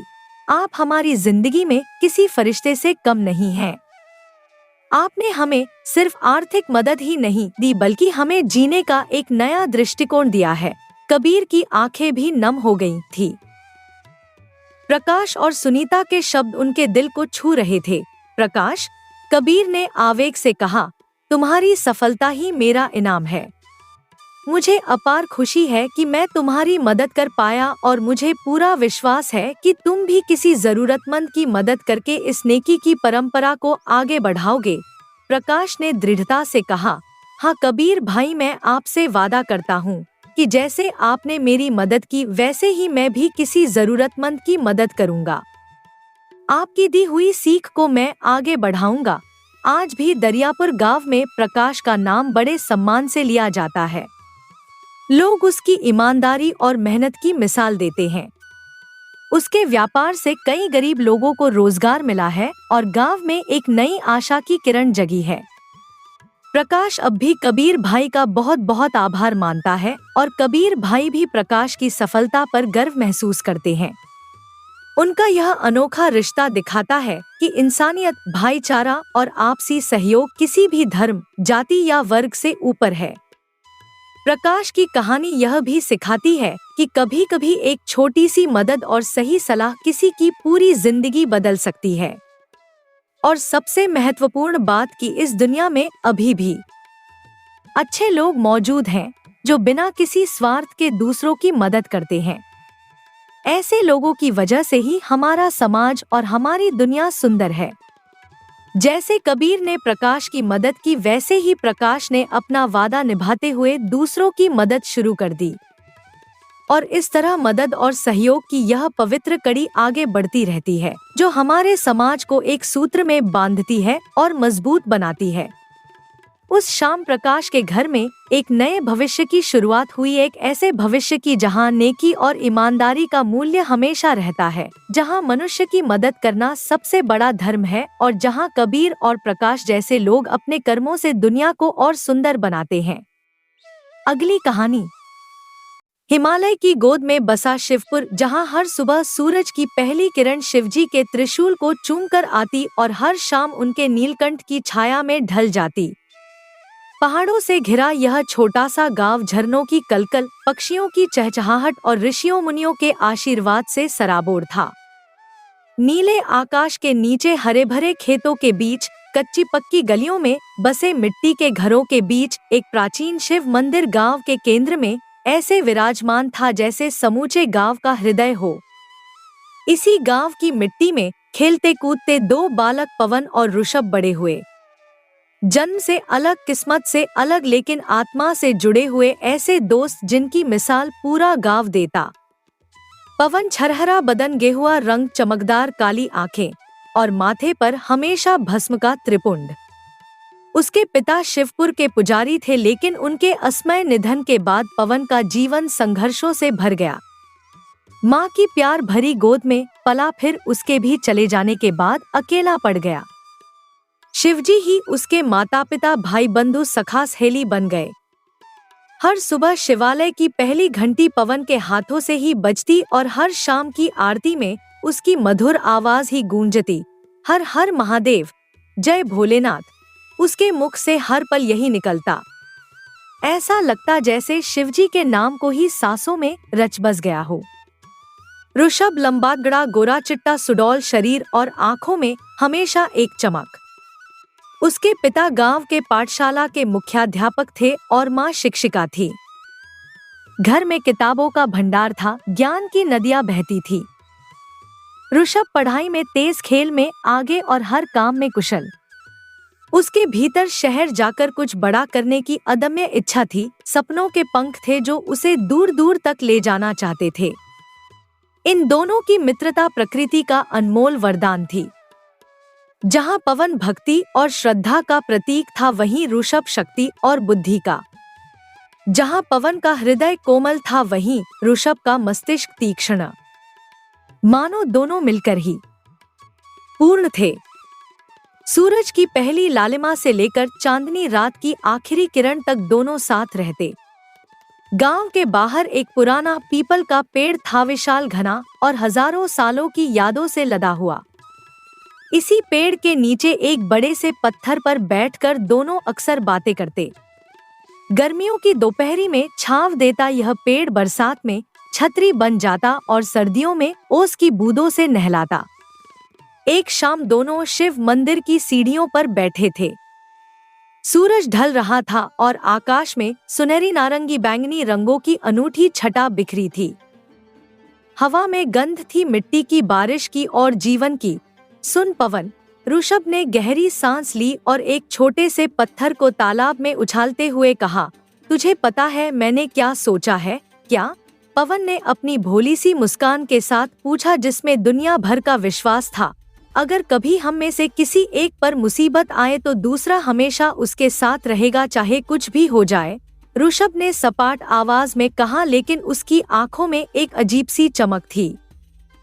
पवन ने गर्दन मोड़कर ऋषभ की ओर देखा। उसकी आंखों में विश्वास की चमक थी। ऐसा कहने की जरूरत ही क्या है यार, तू तो मेरे प्राणों से भी प्यारा है। अरे यदि भोलेनाथ को छोड़ दे तो इस दुनिया में तेरे अलावा मेरा और है ही कौन? ऋषभ की आंखें भर आईं। उसने अपना हाथ आगे बढ़ाया और पवन ने अपना। दोनों के बीच अंगुलियां मिली और एक वादा हुआ, बिना किसी शब्द के, बिना किसी शपथ के। पीपल के पत्ते हिले जैसे प्रकृति भी इस अटूट बंधन की साक्षी बन रही हो। देख, तारे निकल आए। ऋषभ ने आसमान की ओर इशारा करते हुए कहा। हाँ, और चांद भी, पवन ने कहा। चांद की मुस्कान सी चमक उसके चेहरे पर भी थी। जानता है, कहते हैं कि तारे देवताओं की आंखें होती हैं। वे हमें देखते रहते हैं और हमारी रक्षा करते हैं। ऋषभ ने कुछ दार्शनिकता के साथ कहा। और चांद? पवन ने पूछा। चांद? ऋषभ सोच में पड़ गया। चांद शायद हमारे दिल का प्रतिबिंब है। जैसे जैसे दिल भरता या घटता है, वैसे वैसे चांद भी। पवन ने आंखें मूंदकर कहा। तो आज हमारा दिल बिल्कुल भरा हुआ है, बिल्कुल पूर्णिमा के चांद की तरह। दोनों हंस पड़े और उनकी हंसी हवा में तैरती हुई दूर तक गई, पहाड़ों से टकराई और वापस आई, मानो प्रकृति भी उनके साथ हंस रही हो।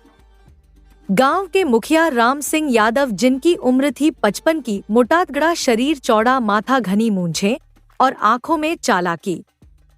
पूरे गांव पर उनका वही राज था जैसे जंगल में शेर का होता है, डर से मिश्रित सम्मान।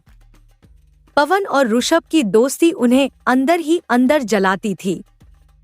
उनके पास धन था, शक्ति थी, सम्मान था, लेकिन ऐसा कोई मित्र नहीं था जिससे वे अपने दिल की बात कर सकें, जिसके सामने अपने आंसू बहा सकें।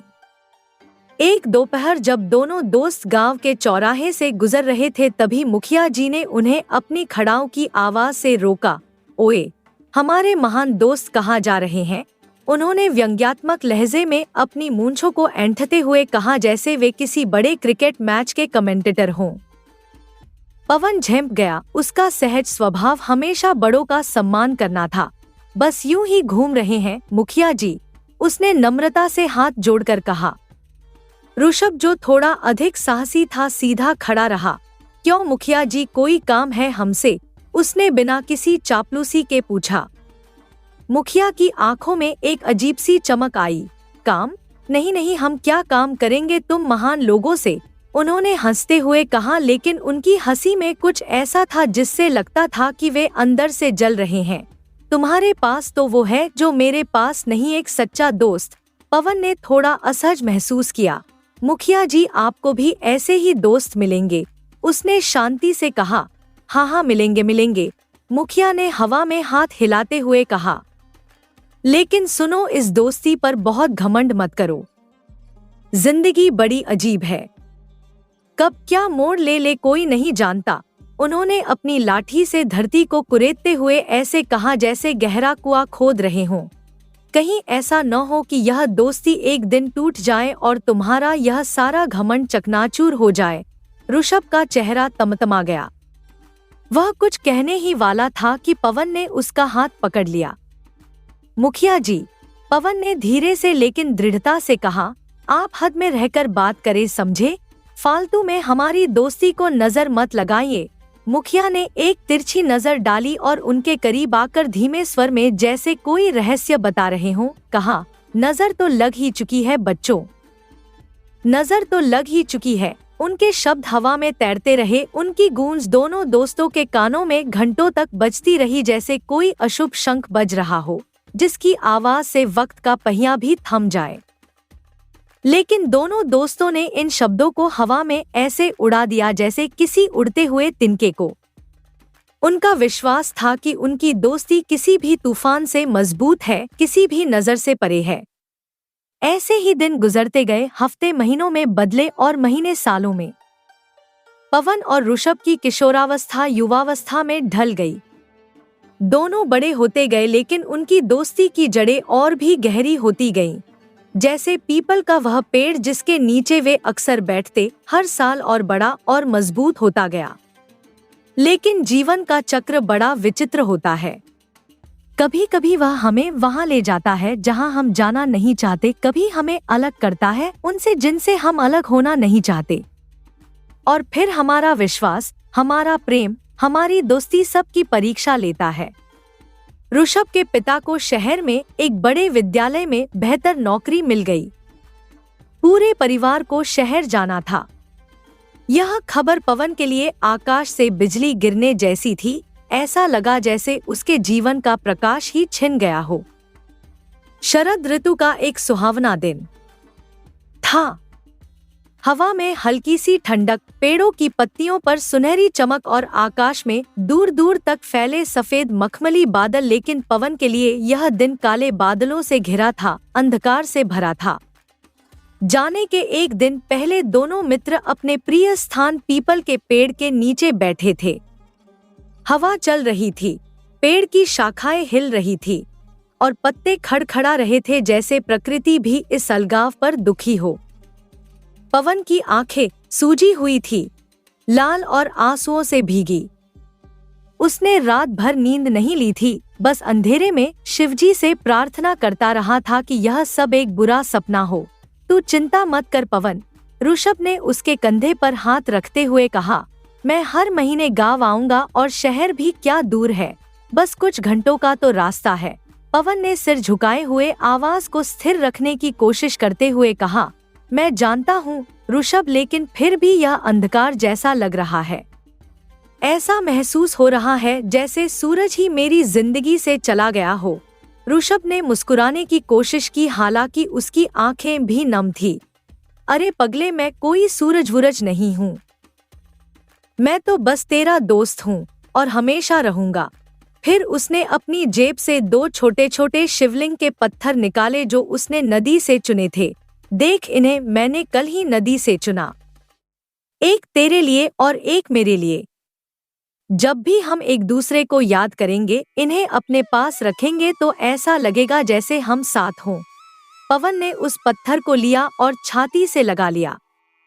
यह छोटा सा पत्थर उसके लिए अनमोल हो गया था। मैं इसे हमेशा अपने पास रखूंगा ऋषभ, उसने भावुक होकर कहा। दोनों ने पत्थरों को एक दूसरे के माथे पर लगाया जैसे आशीर्वाद दे रहे हों। फिर पवन ने अचानक उठकर ऋषभ को गले लगा लिया और दोनों देर तक एक दूसरे के कंधे पर सिर रखकर रोते रहे। अगली सुबह जब ऋषभ के जाने का समय आया तो वह पवन के घर गया। सूरज की पहली किरणें अभी अभी निकल रही थी और ओस की बूंदें घास पर मोतियों की तरह चमक रही थी। ऋषभ के पिता ने बैलगाड़ी तैयार कर ली थी और सारा सामान बांध दिया था। चल पवन, रेलवे स्टेशन चलते हैं, ऋषभ ने दरवाजे पर खड़े होकर अपने गले में तैयार आवाज में कहा। ट्रेन का टाइम हो रहा है। पवन ने अपनी खिड़की से बाहर देखा। उसकी आंखें सूजी हुई थी और आवाज भारी। नहीं यार, मैं वहां नहीं आऊंगा, उसने धीरे से कहा। मैं तुझे जाते हुए नहीं देख सकता, तू यहीं से बाय बोल दे। ऋषभ के चेहरे पर एक छाया सी गुजर गई। वह समझ गया कि पवन के लिए यह कितना कठिन है। मैं समझता हूँ, उसने कहा और अपने गले में एक गांठ सी महसूस की। मेरा भी जाने का मन नहीं कर रहा है, पर क्या करूँ मेरे भाई, शायद किस्मत यही है। वह पवन के पास गया और एक बार फिर से उसे गले लगा लिया। याद रखना, तू अकेला नहीं है, मैं हमेशा तेरे साथ हूँ, चाहे जहाँ भी रहूँ। पवन ने बस सिर हिलाया। उसके पास शब्द नहीं थे, सिर्फ आंसू थे जो अब भी बह रहे थे। ऋषभ ने उसके माथे पर हाथ रखा जैसे आशीर्वाद दे रहा हो और फिर मुड़कर चल दिया। पवन देर तक खिड़की से बाहर देखता रहा जब तक बैलगाड़ी आंखों से ओझल नहीं हो गई। फिर वह धीरे धीरे अपने घर की छत पर चढ़ गया और उस दिशा में देखने लगा जिधर से ऋषभ गया था। उसकी आंखों से अनवरत आंसू बह रहे थे, लेकिन उसके होंठ हिल रहे थे। वह कुछ बुदबुदा रहा था। धीरे धीरे उसकी आवाज स्पष्ट हुई और वह जयकारा लगाने लगा। हर हर महादेव, हर हर महादेव। जैसे जैसे उसकी आवाज बुलंद होती गई, वैसे वैसे उसके आंसू सूखते गए और उसके भीतर एक अजीब सा शांति का भाव छा गया। गांव में उस दिन एक अजीब सी उदासी थी। आसमान में बादल घिर आए थे, मानो प्रकृति भी इस विरह में शामिल हो। पक्षियों की चहचहाहट भी कम हो गई थी और हवा भी मंद पड़ गई थी। शायद गांव भी जानता था कि आज उसके 2 सबसे प्यारे बच्चों में से एक दूर जा रहा है। मुखिया जी ने इस मौके का फायदा उठाने की सोची। वे वहां से गुजरे जहां पवन बैठा था। अब वह शिव मंदिर की सीढ़ियों पर था, निर्विकार भाव से बैठा जैसे कोई सन्यासी हो। क्यों रे पवन, तेरा दोस्त चला गया, मुखिया ने उसे छेड़ने की कोशिश की। देखा, जिस दोस्ती पर तुझे इतना घमंड था वह तुझे छोड़कर चली गई। पवन ने धीरे से सिर उठाया और मुखिया की ओर देखा। उसकी आंखों में अब कोई आंसू नहीं थे, बल्कि एक अजीब सा प्रकाश था। मुखिया जी, उसने शांत स्वर में कहा, दोस्ती कोई चीज नहीं है जो छोड़कर जाए। वह तो हवा की तरह है जो हर जगह मौजूद है। ऋषभ शारीरिक रूप से दूर गया है, लेकिन उसकी आत्मा मेरे साथ है और मेरी उसके साथ। यह बंधन कोई तोड़ नहीं सकता, न आप, न समय और न दूरी। मुखिया ने मुंह बनाया और कहा, बड़ी बड़ी बातें करना आसान है पवन, लेकिन समय बताएगा कि यह दोस्ती कितनी मजबूत है। हाँ, समय ही बताएगा, पवन ने मुस्कुराते हुए कहा और फिर से शिवजी की ओर मुख करके आंखें बंद कर ली, जैसे ध्यान में लीन हो गया हो। मुखिया वहां से चले गए, लेकिन उनके मन में एक अजीब सा असंतोष था। वे चाहते थे कि पवन टूट जाए, बिखर जाए, लेकिन उन्होंने देखा कि वह और मजबूत हो गया है, जैसे अग्नि में तपकर सोना और शुद्ध हो जाता है। शुरू के कुछ महीने ऋषभ के पत्र आते रहे। वह अपने शहरी जीवन के बारे में लिखता, बड़ी इमारतों, चमकदार लाइटों और भीड़ भरी सड़कों के बारे में लिखता। वह अपने नए स्कूल के बारे में, नए दोस्तों के बारे में और नई चीजों के बारे में जो वह सीख रहा था सब बताता। पवन इन पत्रों को पढ़कर खुश होता और अपना जवाब भेजता। गांव की खबरें, मौसम की बातें और अपने दिन प्रतिदिन के छोटे छोटे अनुभव। वह कभी शिकायत नहीं करता, कभी नहीं कहता कि वह अकेला है या कि उसे ऋषभ की कमी महसूस होती है। वह बस शिवजी का शुक्रिया अदा करता कि उसने उसे ऐसा दोस्त दिया। लेकिन धीरे धीरे पत्रों का आना कम होता गया। कभी 1 महीने में एक पत्र आता, फिर 2 महीने में एक, फिर 3 महीने में और आखिरकार पत्र आने बंद हो गए। पवन समझ गया कि शहर की चकाचौंध में शायद उसका दोस्त उसे भूल गया है। लेकिन उसने कभी शिकायत नहीं की, ना ही कभी गिला किया। वह बस प्रतिदिन शिव मंदिर जाता, प्रार्थना करता और अपना काम करता। वह गांव के खेतों में काम करने लगा, मजदूरी करने लगा और शिव मंदिर की देखभाल करने लगा, जैसा कि उसके पिता किया करते थे। समय अपनी गति से आगे बढ़ता गया। 5 साल बीत गए जैसे 5 दिन। गांव में कुछ नहीं, बदलाव ही खेत, वही घर, वही लोग, लेकिन पवन बदल गया था। अब वह एक युवक था, मजबूत, आत्मविश्वास से भरा और भोलेनाथ का अनन्य भक्त। उसकी आंखों में अब भी वही चमक थी, लेकिन उनमें अब एक गहराई थी जो केवल अनुभव से आती है। गांव वालों के कहने पर पवन ने शादी कर ली गांव की ही एक सुंदर और संस्कारी लड़की मीरा से। मीरा सावली रंग की, पतली सी, सुंदर और अत्यंत शांत लड़की थी। लंबे काले बाल और हर परिस्थिति में मुस्कुराते रहने वाली लड़की। वह भी शिवजी की अनन्य भक्त थी और पवन की तरह ही सरल और निष्कपट। शादी के 1 साल बाद उनके घर पुत्र रत्न यश का जन्म हुआ, एक स्वस्थ और सुंदर बच्चा जिसकी आंखें बिल्कुल पवन जैसी थीं, चमकदार और भोली। पवन मजदूरी करके अपना घर चलाता। सुबह से शाम तक वह खेतों में काम करता, कभी ईंटगारा ढोता, तो कभी लकड़ियां काटता, तो कभी अन्य मजदूरी करता। उनका घर एक छोटा सा कच्चा मकान था जिसकी छत से बारिश के दिनों में पानी टपकता और गर्मियों में पूरा घर भट्टी की तरह तप जाता। लेकिन इन सब मुश्किलों के बावजूद पवन के चेहरे पर कभी शिकन नहीं आती। वह हर सुबह उठकर सबसे पहले भोलेनाथ को जल चढ़ाता, रुद्राक्ष की माला फेरता और फिर काम पर निकल जाता। मीरा भी उसका पूरा साथ देती। वह घर संभालती, यश की देखभाल करती और पवन के लिए हमेशा एक प्यारी सी मुस्कान रखती। शाम को जब पवन थकाहारा घर लौटता तो मीरा उसके लिए गरम रोटी और दाल तैयार रखती और दिन भर की बातें सुनाती। यश भी धीरे धीरे बड़ा हो रहा था, चंचल, मासूम और अपने पिता की तरह ही शिवजी का भक्त। पवन उसे शिवजी की कहानियां सुनाता, उनके चरित्र के बारे में बताता और उनकी भक्ति का महत्व समझाता। एक सुबह जब यश अपने पिता के साथ मंदिर जा रहा था, उसने पूछा, पापा, आप हर सुबह भोलेनाथ की पूजा क्यों करते हो? पवन ने उसे गोद में उठाया और पूछा, तुझे क्या लगता है बेटा, भोलेनाथ कौन है?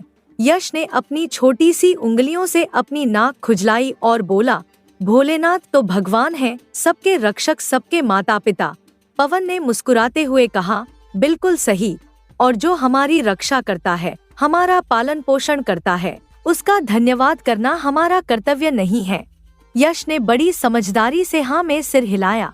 देखो बेटा, पवन ने समझाते हुए कहा, भोलेनाथ हमारी हर मुश्किल में हमारा साथ देते हैं।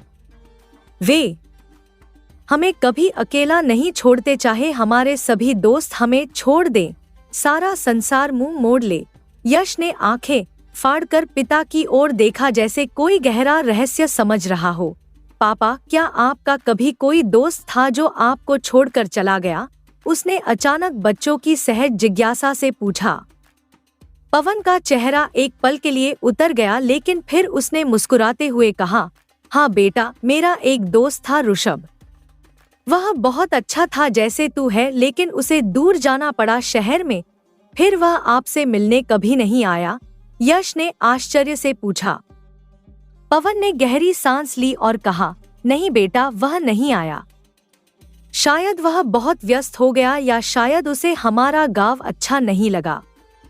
लेकिन मैं उससे कभी नाराज नहीं हुआ क्योंकि भोलेनाथ ने मुझे सिखाया है कि हमें सबको माफ करना चाहिए और सबसे प्रेम करना चाहिए। यश ने अपनी छोटी सी उंगलियों से पिता का चेहरा छुआ और कहा, मैं आपको कभी नहीं छोड़ूंगा पापा, मैं हमेशा आपके साथ रहूंगा। पवन की आंखें भर आईं। उसने अपने बेटे को गले से लगा लिया और कहा, मैं जानता हूँ मेरे शिव भक्त। उस दिन से यश भी अपने पिता के साथ पूजा में बैठने लगा, छोटी छोटी उंगलियों से माला फेरने की कोशिश करने लगा और हर हर महादेव का जयकारा लगाने लगा, ठीक अपने पिता की तरह। गांव वाले यह देखकर मुस्कुराते। वे कहते, देखो पवन का बेटा बिल्कुल उसी की तरह है, भोलेनाथ का सच्चा भक्त। लेकिन मुखिया अब भी पवन को देखकर जलते। उन्हें लगता कि पवन ने उनकी भविष्यवाणी को गलत साबित कर दिया है। उन्होंने कहा था कि दोस्ती टूटेगी और पवन टूट जाएगा, लेकिन पवन तो और मजबूत हो गया था अपने परिवार और अपने भगवान के साथ। एक शाम जब पवन काम से लौट रहा था तभी मुखिया जी से उसका सामना हुआ। अरे वाह, हमारे गांव के महान शिव भक्त आ रहे हैं, मुखिया जी ने अपनी लाठी धरती पर पटकते हुए व्यंग्य से कहा। पवन ने थके हुए चेहरे पर मुस्कान लाते हुए कहा, हर हर महादेव मुखिया जी, आज आप बड़े खुश लग रहे हैं। मुखिया ने अपनी मूंछें ऐंठी और हंसते हुए कहा, खुश तो मैं हूँ ही, लेकिन तुम बताओ तुम्हारे वो महान दोस्त कहाँ गए? कितने साल हो गए, एक बार भी वापस नहीं आया मिलने। पवन का चेहरा एक पल के लिए उतर गया, जैसे किसी पुराने घाव को छेड़ दिया गया हो। लेकिन फिर उसने खुद को संभाला और मुस्कुराते हुए कहा, मुखिया जी, दूर होने का मतलब यह नहीं कि वो मुझे भूल गया। दोस्ती का रिश्ता इतना कमजोर नहीं होता। मुखिया ने ठहाका लगाया जिससे उनका मोटा पेट हिल गया। अच्छा, तो फिर क्यों नहीं आया एक बार भी तुझसे मिलने? बोल। लगता है तुझे पक्का भूल चुका है। वो तो वहाँ शहर में मौज कर रहा होगा और तू यहाँ मिट्टी में लथपथ है। पवन का खून खौल उठा। उसकी आंखों में एक अजीब सा प्रकाश आ गया, जैसे भीतर की आग बाहर झांक रही हो। देखिए मुखिया जी, उसने धीरे से लेकिन दृढ़ता से कहा, मेरी दोस्ती को लेकर ज्यादा मत बोलिए, समझे? आप हमारी दोस्ती को नहीं समझ सकते क्योंकि दोस्ती सिर्फ उन लोगों के लिए होती है जिनके पास दिल हो, आप जैसे मतलबियों के लिए नहीं। मुखिया का चेहरा लाल हो गया, जैसे किसी ने उनके मुंह पर तमाचा मार दिया हो। वे कुछ कहने ही वाले थे कि पवन ने हाथ उठाकर उन्हें रोक दिया। और हाँ, पवन ने आगे कहा, भले ही मैं मिट्टी में लथपथ हूँ, लेकिन यह मिट्टी पवित्र है, भोलेनाथ की धरती की मिट्टी, और मुझे इसमें कोई शर्म नहीं है। मुखिया ने एक कुटिल मुस्कान दी और कहा, अच्छा, मैं तो बस यूं ही पूछ रहा था। तू तो वैसे ही दिल पर ले गया। अच्छा चल जा, अपनी मेहनत कर ताकि कम से कम इस बार शिवरात्रि पर तेरे द्वारा भोलेनाथ को वह सड़ा हुआ गुड़ न चढ़ जाए जो तूने पिछले साल चढ़ाया था।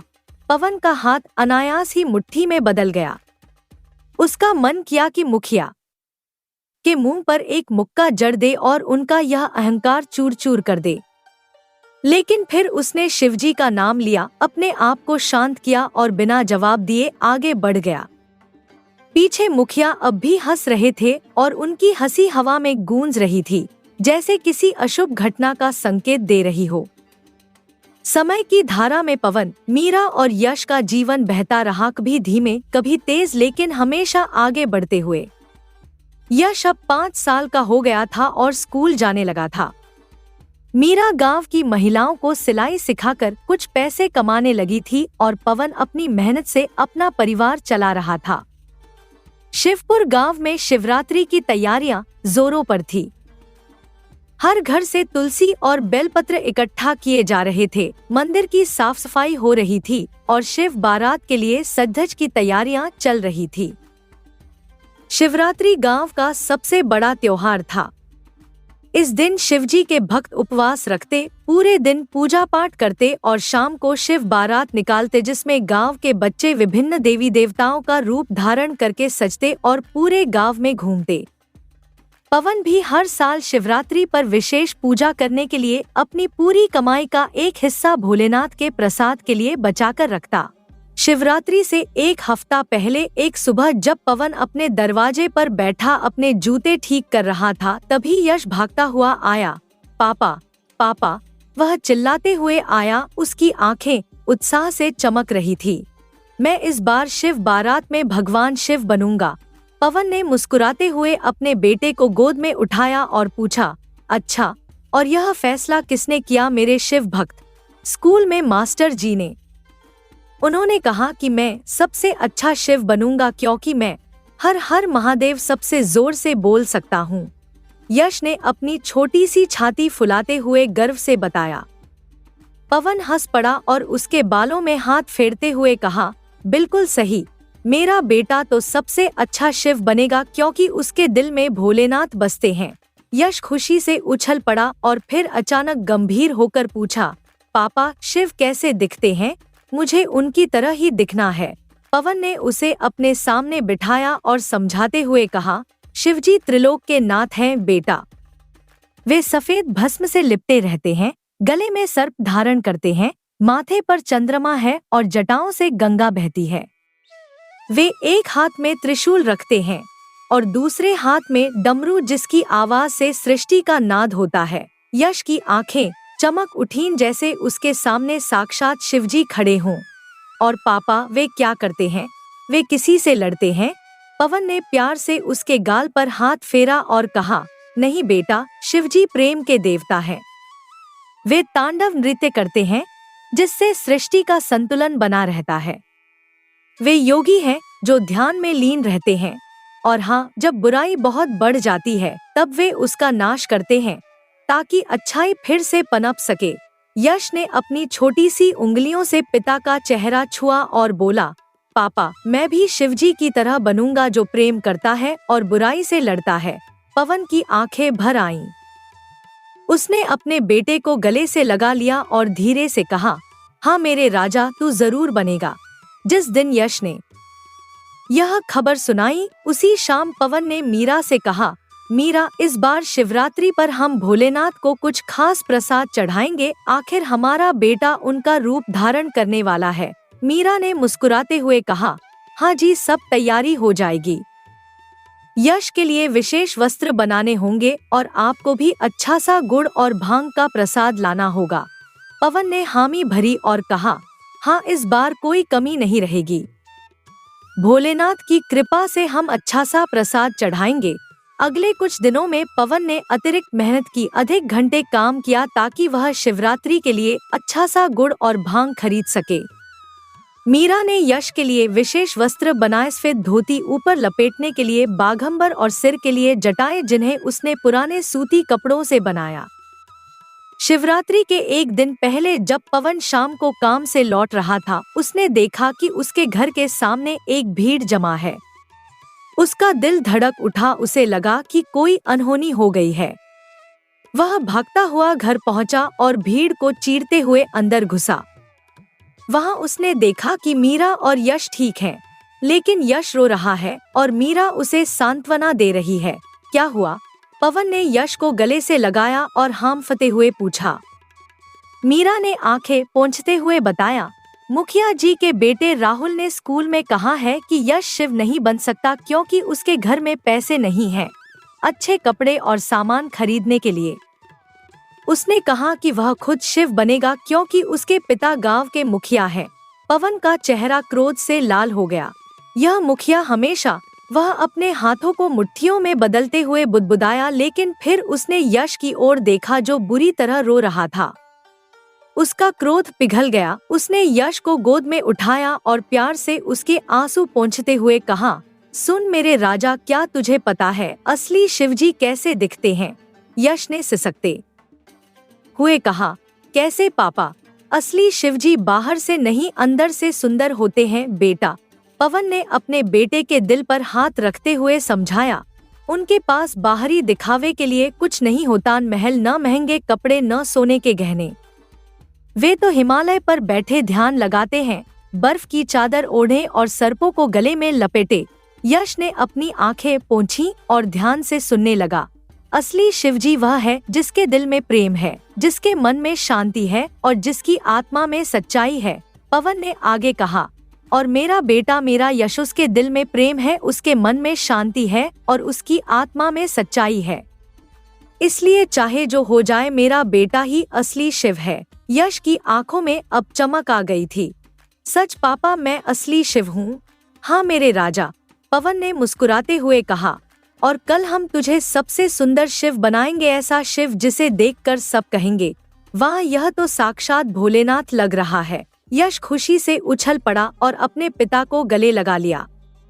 भीड़ ने तालियां बजाईं और धीरे धीरे लोग अपने अपने घरों को चले गए। उस रात पवन देर तक जागा रहा। वह सोच रहा था कि कैसे अपने बेटे को सबसे अच्छा शिव बना सके ताकि उसे कोई अपमानित न कर सके। उसने निश्चय किया कि वह अपनी सारी बचत खर्च कर देगा, अगर जरूरत पड़ी तो कर्ज भी लेगा, लेकिन अपने बेटे को वैसा ही शिव बनाएगा जैसा वह सपने में देखता है। एक दिन सुबह सुबह पवन के दरवाजे पर अचानक दस्तक हुई। इस वक्त कौन आ गया? दरवाजे की ओर बढ़ते हुए पवन मन ही मन में बुदबुदाया, किंतु जैसे ही उसने दरवाजा खोला उसकी आंखें फटी की फटी रह गईं। सामने ऋषभ खड़ा था, वही ऋषभ जिसे उसने 5 साल पहले विदा किया था, लेकिन अब वह पहले से कहीं ज्यादा फिट और स्टाइलिश लग रहा था। अच्छे कपड़े, महंगी घड़ी और आंखों में एक नया आत्मविश्वास। पवन को यकीन ही नहीं हुआ। उसने एक पल के लिए आंखें बंद की और फिर खोली, जैसे यह सुनिश्चित करना चाह रहा हो कि वह सपना तो नहीं देख रहा। अरे क्या कर रहा है पवन? मुझे अंदर आने को नहीं कहेगा? ऋषभ ने हंसते हुए कहा। पवन जैसे किसी सपने से जागा।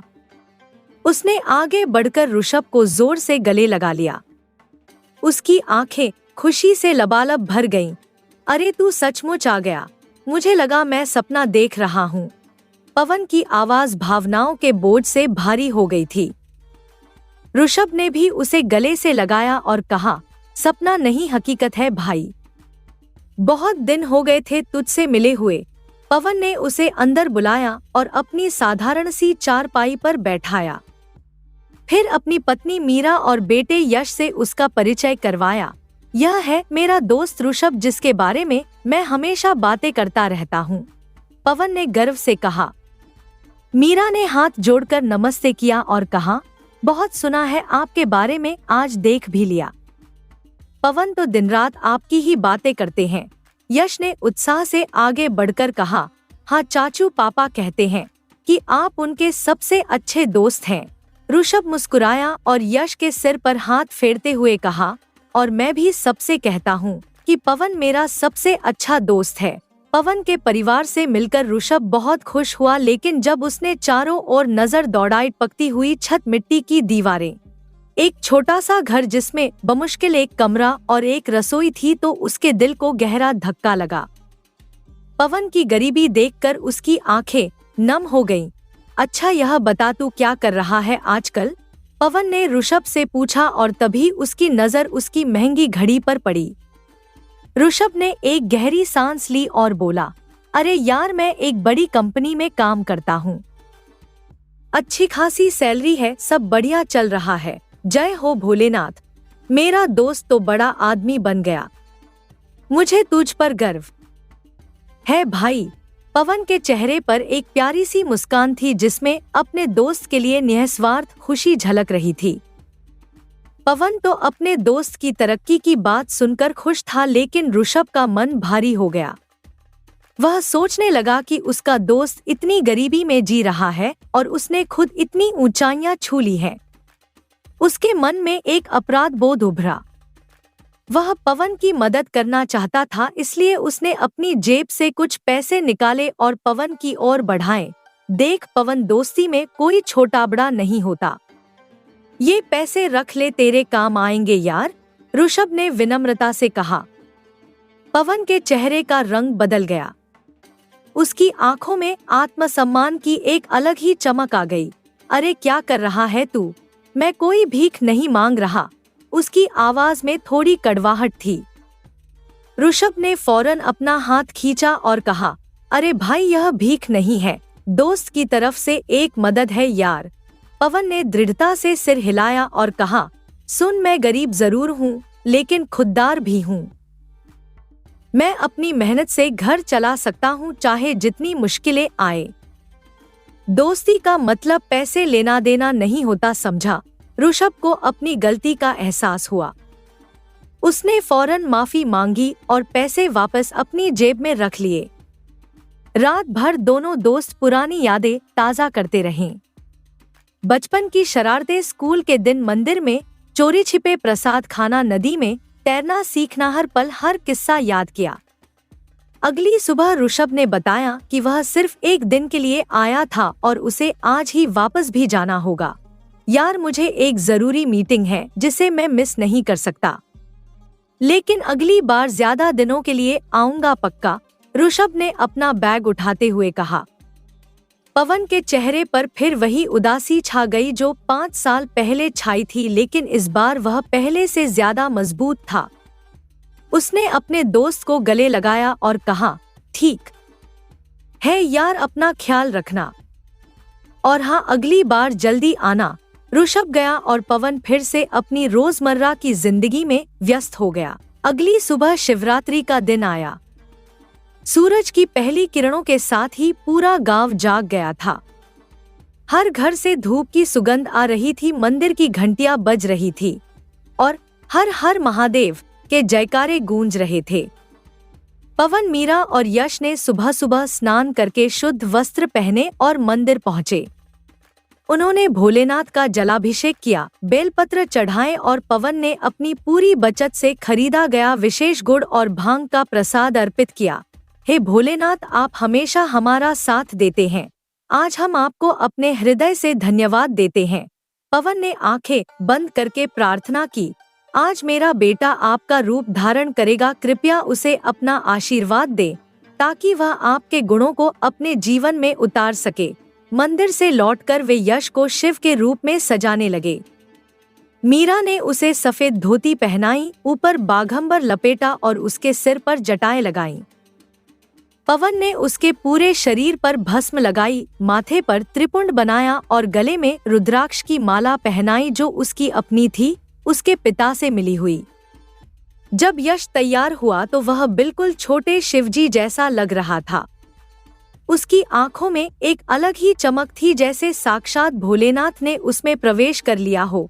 देखो मीरा, हमारा यश कितना प्यारा लग रहा है, बिल्कुल भोलेनाथ जैसा, पवन ने अपने बेटे को देखते हुए गर्व से कहा। मीरा के चेहरे पर मातृत्व का वात्सल्य झलक रहा था। हाँ जी, हमारा यश बिल्कुल भोलेनाथ जैसा ही लग रहा है। शिव बारात निकलने का समय आ गया। यश छोटे से नंदी पर बैठा जिसे गांव के कुछ युवकों ने बनाया था। बारात शुरू हुई और सड़कों पर ढोलन गाड़े बजने लगे। यश आगे आगे चल रहा था, उसके पीछे अन्य बच्चे विभिन्न देवी देवताओं के रूप में और सबके पीछे गांव के लोग हर हर महादेव का जयकारा लगाते हुए चल रहे थे। जैसे ही बारात मुखिया के घर के सामने से गुजरी, सभी की नजरें उनके बेटे राहुल पर गईं। राहुल भी यश के समान ही शिव के रूप में सजा था, लेकिन उसके महंगे कपड़े और सामान के बावजूद वह यश जैसा प्रभावशाली नहीं लग रहा था। यश के चेहरे पर एक अलौकिक तेज था जो सबको आकर्षित कर रहा था। मुखिया के चेहरे पर हार की झलक थी। उन्होंने अपने बेटे को घर के अंदर बुला लिया और स्वयं बारात में शामिल हो गए, जैसे वे अपनी हार स्वीकार कर रहे हों। बारात पूरे गांव में घूमी और फिर शिव मंदिर पर समाप्त हुई। वहां सभी बच्चों को प्रसाद और मिठाई बांटी गई और शिवजी की आरती की गई। जब यश घर लौटा तो उसके हाथों में कई उपहार और काफी सारे पैसे थे। पवन और मीरा चौंक गए। ये कहाँ से आए बेटा? मीरा ने उपहारों की ओर इशारा करते हुए आश्चर्य से पूछा। यश के चेहरे पर एक दिव्य चमक थी। माँ, यह तो मुझे शिव बारात में भोलेनाथ बनने के लिए उपहार में मिले हैं, लेकिन ऐसा तो कभी नहीं हुआ। पवन ने हैरानी से कहा, इससे पहले तो किसी भी बच्चे को इतना कुछ नहीं मिला। यह कैसे हुआ? मीरा ने धीरे से पूछा। यश, हमें सच सच बताओ, तुम्हें ये पैसे किसने दिए? यश ने निर्दोषता से कहा, मुझे तो शिवजी ने दिए। शिवजी? पवन और मीरा एक दूसरे की ओर देखते हुए एक साथ चौंके। हाँ पापा, मैं झूठ नहीं बोल रहा, यश ने दृढ़ता से कहा। जब मैं बारात में नाच रहा था तभी एक आदमी मेरे पास आए। उनके चेहरे पर बहुत तेज था, ऐसा लगा जैसे सूरज उनके भीतर से चमक रहा हो। उन्होंने मेरा सिर सहलाया और कहा, तू बहुत अच्छा बच्चा है, यह ले तेरे लिए आशीर्वाद, और फिर यह सब चीजें और पैसे देकर चले गए। मुझे लगा वे शिवजी ही थे। पवन और मीरा ने एक दूसरे की तरफ देखा। अब तो मामला और भी पेचीदा हो गया था। कौन था वह आदमी जिसने यश को इतने उपहार दिए? हमें जाकर मुखिया जी से बात करनी होगी, पवन ने अपने बेटे की बात पर विश्वास करते हुए कहा। उन्होंने ही शिव बारात का आयोजन किया था, शायद वो कुछ बता सकें। हाँ चलो, मीरा ने अपनी साड़ी का पल्लू संभालते हुए कहा। वे दोनों तुरंत मुखिया जी के पास पहुँचे, जो अभी अभी अपने घर लौटे थे और अपने आंगन में एक चारपाई पर बैठे हुक्का पी रहे थे। मुखिया जी, पवन ने सांस लेते हुए कहा, क्या आज बारात में किसी को कोई विशेष इनाम दिया गया था? मुखिया ने धुआं उड़ाते हुए कहा, नहीं तो बस वही जो हर साल दिया जाता है, लड्डू और कुछ प्रसाद। कोई पैसे या बड़े उपहार? मीरा ने थोड़ा असहज महसूस करते हुए पूछा। अरे ऐसा कुछ नहीं, मुखिया ने हैरानी से कहा। इस साल तो गांव के फंड में और भी कमी थी, आखिर यह सूखे का साल है। मैंने तो बड़ी मुश्किल से इस बारात का आयोजन किया। हम्मा, पवन ने सोचते हुए कहा। अच्छा यह बताइए कि इस साल की बारात में शिवजी कौन बना था? तेरा बेटा यश, मुखिया ने थोड़ा झिझकते हुए कहा। नहीं मुखिया जी, मैं बड़े शिवजी की बात कर रहा हूँ, जो बारात में आगे आगे चलते हैं, पवन ने स्पष्ट किया। ओह वह तो लल्लन था, मुखिया ने कहा। हाँ लल्लन शिव बना था। पवन और मीरा तेजी से लल्लन के पास पहुँचे, जो अपने घर के सामने बैठा अपनी पत्नी के साथ बात कर रहा था। लल्लन, पवन ने सीधा सवाल पूछा, तुमने मेरे बेटे को इतने पैसे और उपहार क्यों दिए? लल्लन चौंक गया और बोला, अरे भैया, मैंने तो कुछ नहीं दिया। कौन कहता है? मेरे बेटे ने कहा कि बारात के दौरान एक आदमी ने, जो शिवजी बने थे और जिसके चेहरे पर बहुत तेज था, उसे कुछ उपहार और पैसे दिए। पवन ने बताया। मैंने सोचा शायद तुम ही होगे क्योंकि तुम शिवजी बने थे। लल्लन ने कुछ परेशान होकर कहा, नहीं भैया, मैं शिवजी बनने वाला था, लेकिन आज सुबह ही एक अजनबी आदमी ने मुझे रोका और कहा कि वह शिवजी बनेगा। उसने मुझे कुछ पैसे दिए और कहा कि मुझे कोई तकलीफ नहीं होगी। मुझे उसका चेहरा बहुत परिचित सा लगा, लेकिन मैं पहचान नहीं पाया। उसके चेहरे पर एक अजीब सा तेज था, जिससे मैं उसे ठीक से देख भी नहीं पाया। कौन था वह आदमी? मीरा ने उत्सुकता से पूछा। भैया पता नहीं, लल्लन ने कुछ शर्मिंदा होकर कहा। मैंने नाम नहीं पूछा। वह इतना प्रभावशाली था कि मैं कुछ पूछ ही नहीं पाया। तभी अचानक लल्लन ने एक तरफ इशारा किया और बोला, अरे देखिए, वही है जो शिवजी बना था। पवन ने पलटकर देखा तो उसके पैरों तले जमीन खिसक गई। वहां ऋषभ खड़ा था, एक पेड़ के नीचे, मानो वह पवन की प्रतिक्रिया का ही इंतजार कर रहा हो। पवन गुस्से में उबल पड़ा। उसके चेहरे पर लाली छा गई और वह भागता हुआ ऋषभ के पास पहुंचा। तुम ही थे न जो शिवजी बने थे आज? तुमने ही मेरे बेटे को वे उपहार दिए? ऋषभ मुस्कुराया और सिर हिलाया। पवन का चेहरा अचानक गुस्से से लाल हो गया। तुमने यह क्यों किया? वह बोला, उसकी आवाज में अब एक तीखापन था। मैंने कभी नहीं सोचा था कि तुम मेरी गरीबी का इस तरह मजाक उड़ाओगे। ऋषभ शांत खड़ा रहा। उसके चेहरे पर कोई परेशानी नहीं थी, बल्कि एक गहरी समझ थी। यह मजाक नहीं था, दोस्ती थी। मैं सिर्फ तुम्हारी मदद करना चाहता था। मदद? पवन ने हाथ झटकते हुए कहा। इस तरह छिपकर चोरी छिपे पैसे देकर? अगर तुम मेरे सच्चे दोस्त होते तो मेरी गरीबी का मजाक न बनाते। तुम्हें पता है कि मैं कितना शर्मिंदा महसूस कर रहा हूँ। मैंने हमेशा सोचा कि मैं अपने दम पर अपने बेटे को अच्छी शिक्षा, अच्छी जिंदगी दूंगा, ऋषभ ने एक गहरी सांस ली और धीरे से बोला, पवन मुझे माफ कर दो। शायद मेरा तरीका गलत था लेकिन मेरा इरादा बुरा नहीं था। जब मैंने तुम्हारे बेटे को देखा तो मुझे लगा कि वह बिल्कुल तुम्हारी तरह है, भोलेनाथ का सच्चा भक्त। मैं बस उसके लिए कुछ करना चाहता था, तुम्हारे लिए कुछ करना चाहता था। पवन कुछ नरम पड़ा लेकिन उसके चेहरे पर अब एक अजीब सा भाव था। तो तुम्हें मुझ पर तरस आया? क्या इसलिए तुम वापस आए? नहीं, ऋषभ ने दृढ़ता से कहा, मैं आया क्योंकि मैं अपना वादा निभाना चाहता था, वही वादा जो हमने उस पीपल के पेड़ के नीचे किया था। याद है, अगर कभी हम में से किसी एक पर मुसीबत आए तो दूसरा हमेशा उसके साथ रहेगा। पवन क्षण भर के लिए सन्न रह गया। उसकी आंखों के सामने वह दृश्य घूम गया, पीपल का पेड़, सूरज की आखिरी किरणें और दो दोस्तों का वादा। उसकी आंखों में अनायास ही आंसू आ गए। इस बीच मीरा भी वहां पहुंच गई थी। उसने धीरे से ऋषभ को नमस्ते किया और फिर पवन के कंधे पर हाथ रखा। पवन शांत हो जाइए, ऋषभजी ने जो किया उसमें उनका बुरा इरादा नहीं था, मीरा ने समझाते हुए कहा।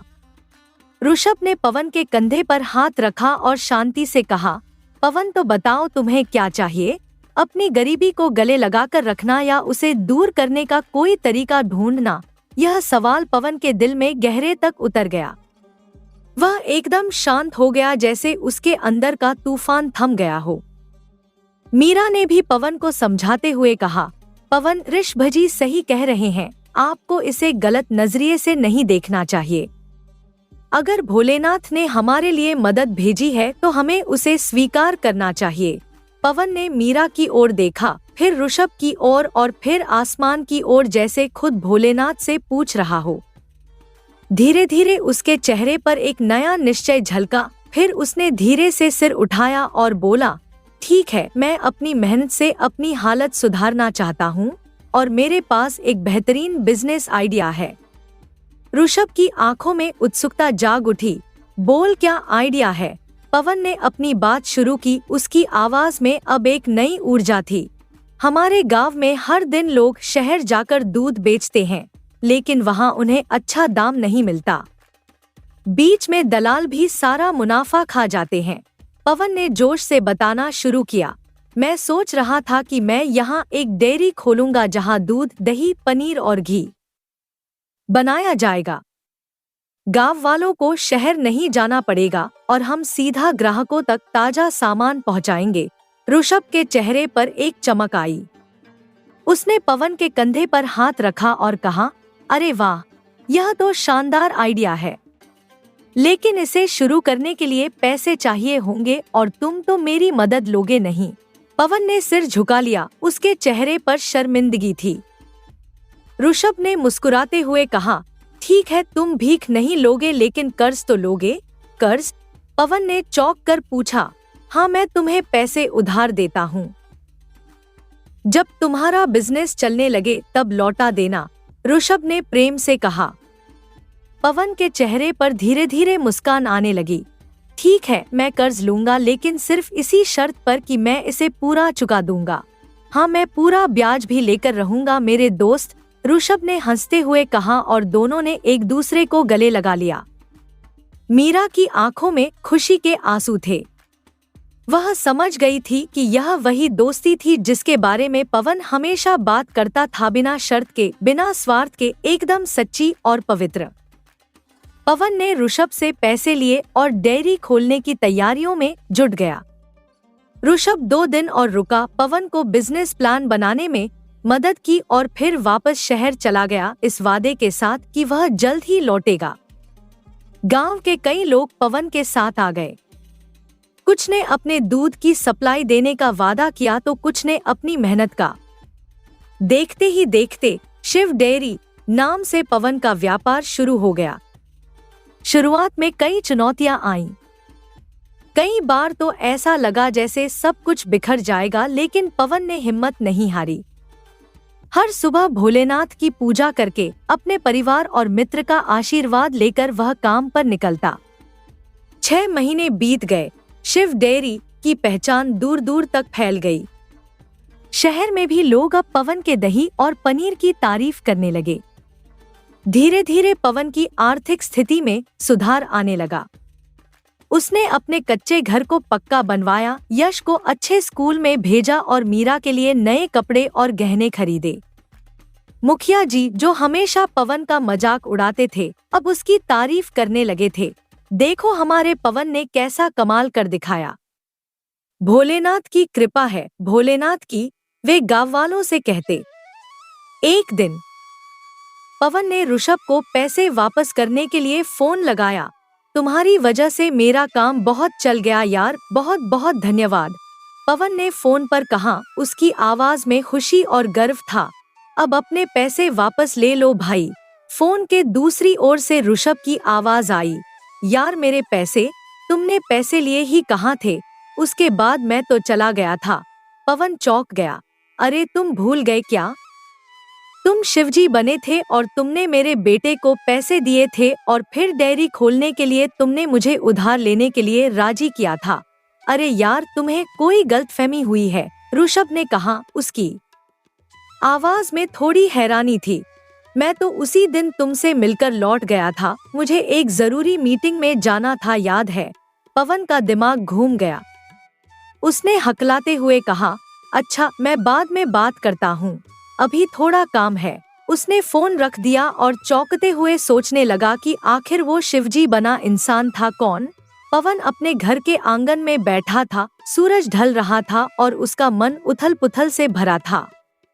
अगर ऋषभ नहीं था तो फिर कौन था जो शिव बारात में शिवजी बना था, जिसने यश को पैसे दिए थे, जिसने पवन की जिंदगी बदल दी थी?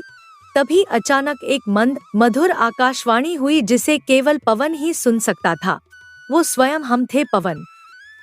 तुम्हारी भक्ति से प्रसन्न होकर हम तुम्हारी सहायता के लिए आए थे। सदा प्रसन्न रहो। पवन जमीन पर गिर पड़ा, उसका पूरा शरीर कांप रहा था और आंखों से अश्रुधारा बह रही थी। वह एक अलौकिक अनुभव से गुजर रहा था, एक ऐसा अनुभव जिसे शब्दों में बयां नहीं किया जा सकता। अरे अरे जय भोलेनाथ, जय भोलेनाथ, हर हर महादेव, वह रो रो कर बोलने लगा। स्वयं भोलेनाथ ने मेरी सहायता की है, स्वयं भोलेनाथ ने मेरी सहायता की है। उसकी आवाज सुनकर मीरा भागती हुई बाहर आई और पूछने लगी, क्या हुआ, क्या हुआ पवन? पवन ने उसे सारी बात बताई, कैसे उसने ऋषभ से फोन पर बात की, कैसे ऋषभ ने कहा कि वह शिवरात्रि के दिन गांव में था ही नहीं, और कैसे उसने आकाशवाणी सुनी।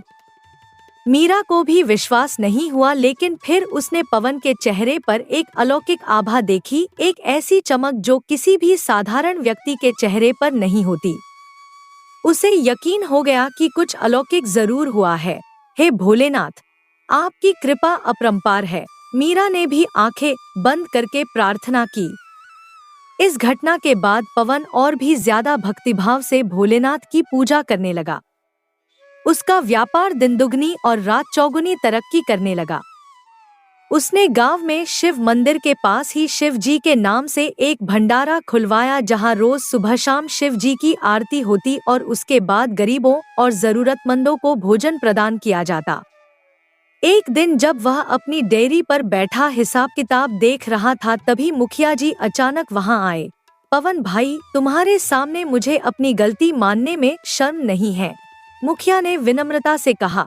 मैंने हमेशा तुम्हारी और तुम्हारी दोस्ती की बुराई की, तुम्हारा मजाक उड़ाया, लेकिन तुमने कभी मेरे बारे में बुरा नहीं सोचा। आज मैं तुमसे माफी मांगने आया हूँ। पवन ने मुस्कुराते हुए उठकर मुखिया जी को गले लगा लिया और कहा, मुखिया जी, माफी और शुक्रिया की कोई बात नहीं है, यह सब तो भोलेनाथ की कृपा है। समय बीतता गया। शिव डेयरी अब सिर्फ एक डेयरी नहीं, बल्कि एक बड़ी कंपनी बन गई थी, जिसके उत्पाद पूरे राज्य में बिकते थे। पवन ने गांव में एक स्कूल और एक अस्पताल भी खोला ताकि गरीब बच्चों को शिक्षा मिल सके और बीमार लोगों का इलाज हो सके। ऋषभ भी अब अक्सर गांव आने लगा था। दोनों दोस्त मिलकर अब गांव के विकास के लिए नए नए प्रोजेक्ट शुरू करने लगे। एक शाम दोनों दोस्त वहीं बैठे थे जहां बचपन में बैठते थे, शिव मंदिर की सीढ़ियों पर। सूरज ढल रहा था और आकाश में वही सुनहरी लालिमा छाई थी। जानता है ऋषभ, मुझे लगा था कि तू शिवजी बनकर मेरे बेटे को पैसे देकर गया था, पवन ने दूर देखते हुए कहा। उसकी बात सुनकर ऋषभ मुस्कुराया और फिर दोनों हंस पड़े। उनकी हंसी उस शाम की खामोशी में गूंज उठी। लेकिन जानता है, तेरे पैसे ही थे मेरे पास जो भोलेनाथ ने दिए थे, पवन ने अपने दोस्त के कंधे पर हाथ रखते हुए कहा। अरे वो मेरे पैसे नहीं, भोलेनाथ का आशीर्वाद था, ऋषभ ने कहा। दोनों दोस्त शांति से बैठे रहे, शाम के मनोरम दृश्य को निहारते हुए। उनके दिलों में यकीन था कि उनकी दोस्ती कभी नहीं टूटेगी, क्योंकि इस दोस्ती पर तो खुद भोलेनाथ की कृपा थी। दूर मंदिर में शाम की आरती शुरू हो गई थी और नमः शिवाय के मंत्र की गूंज पूरे गांव में फैल गई।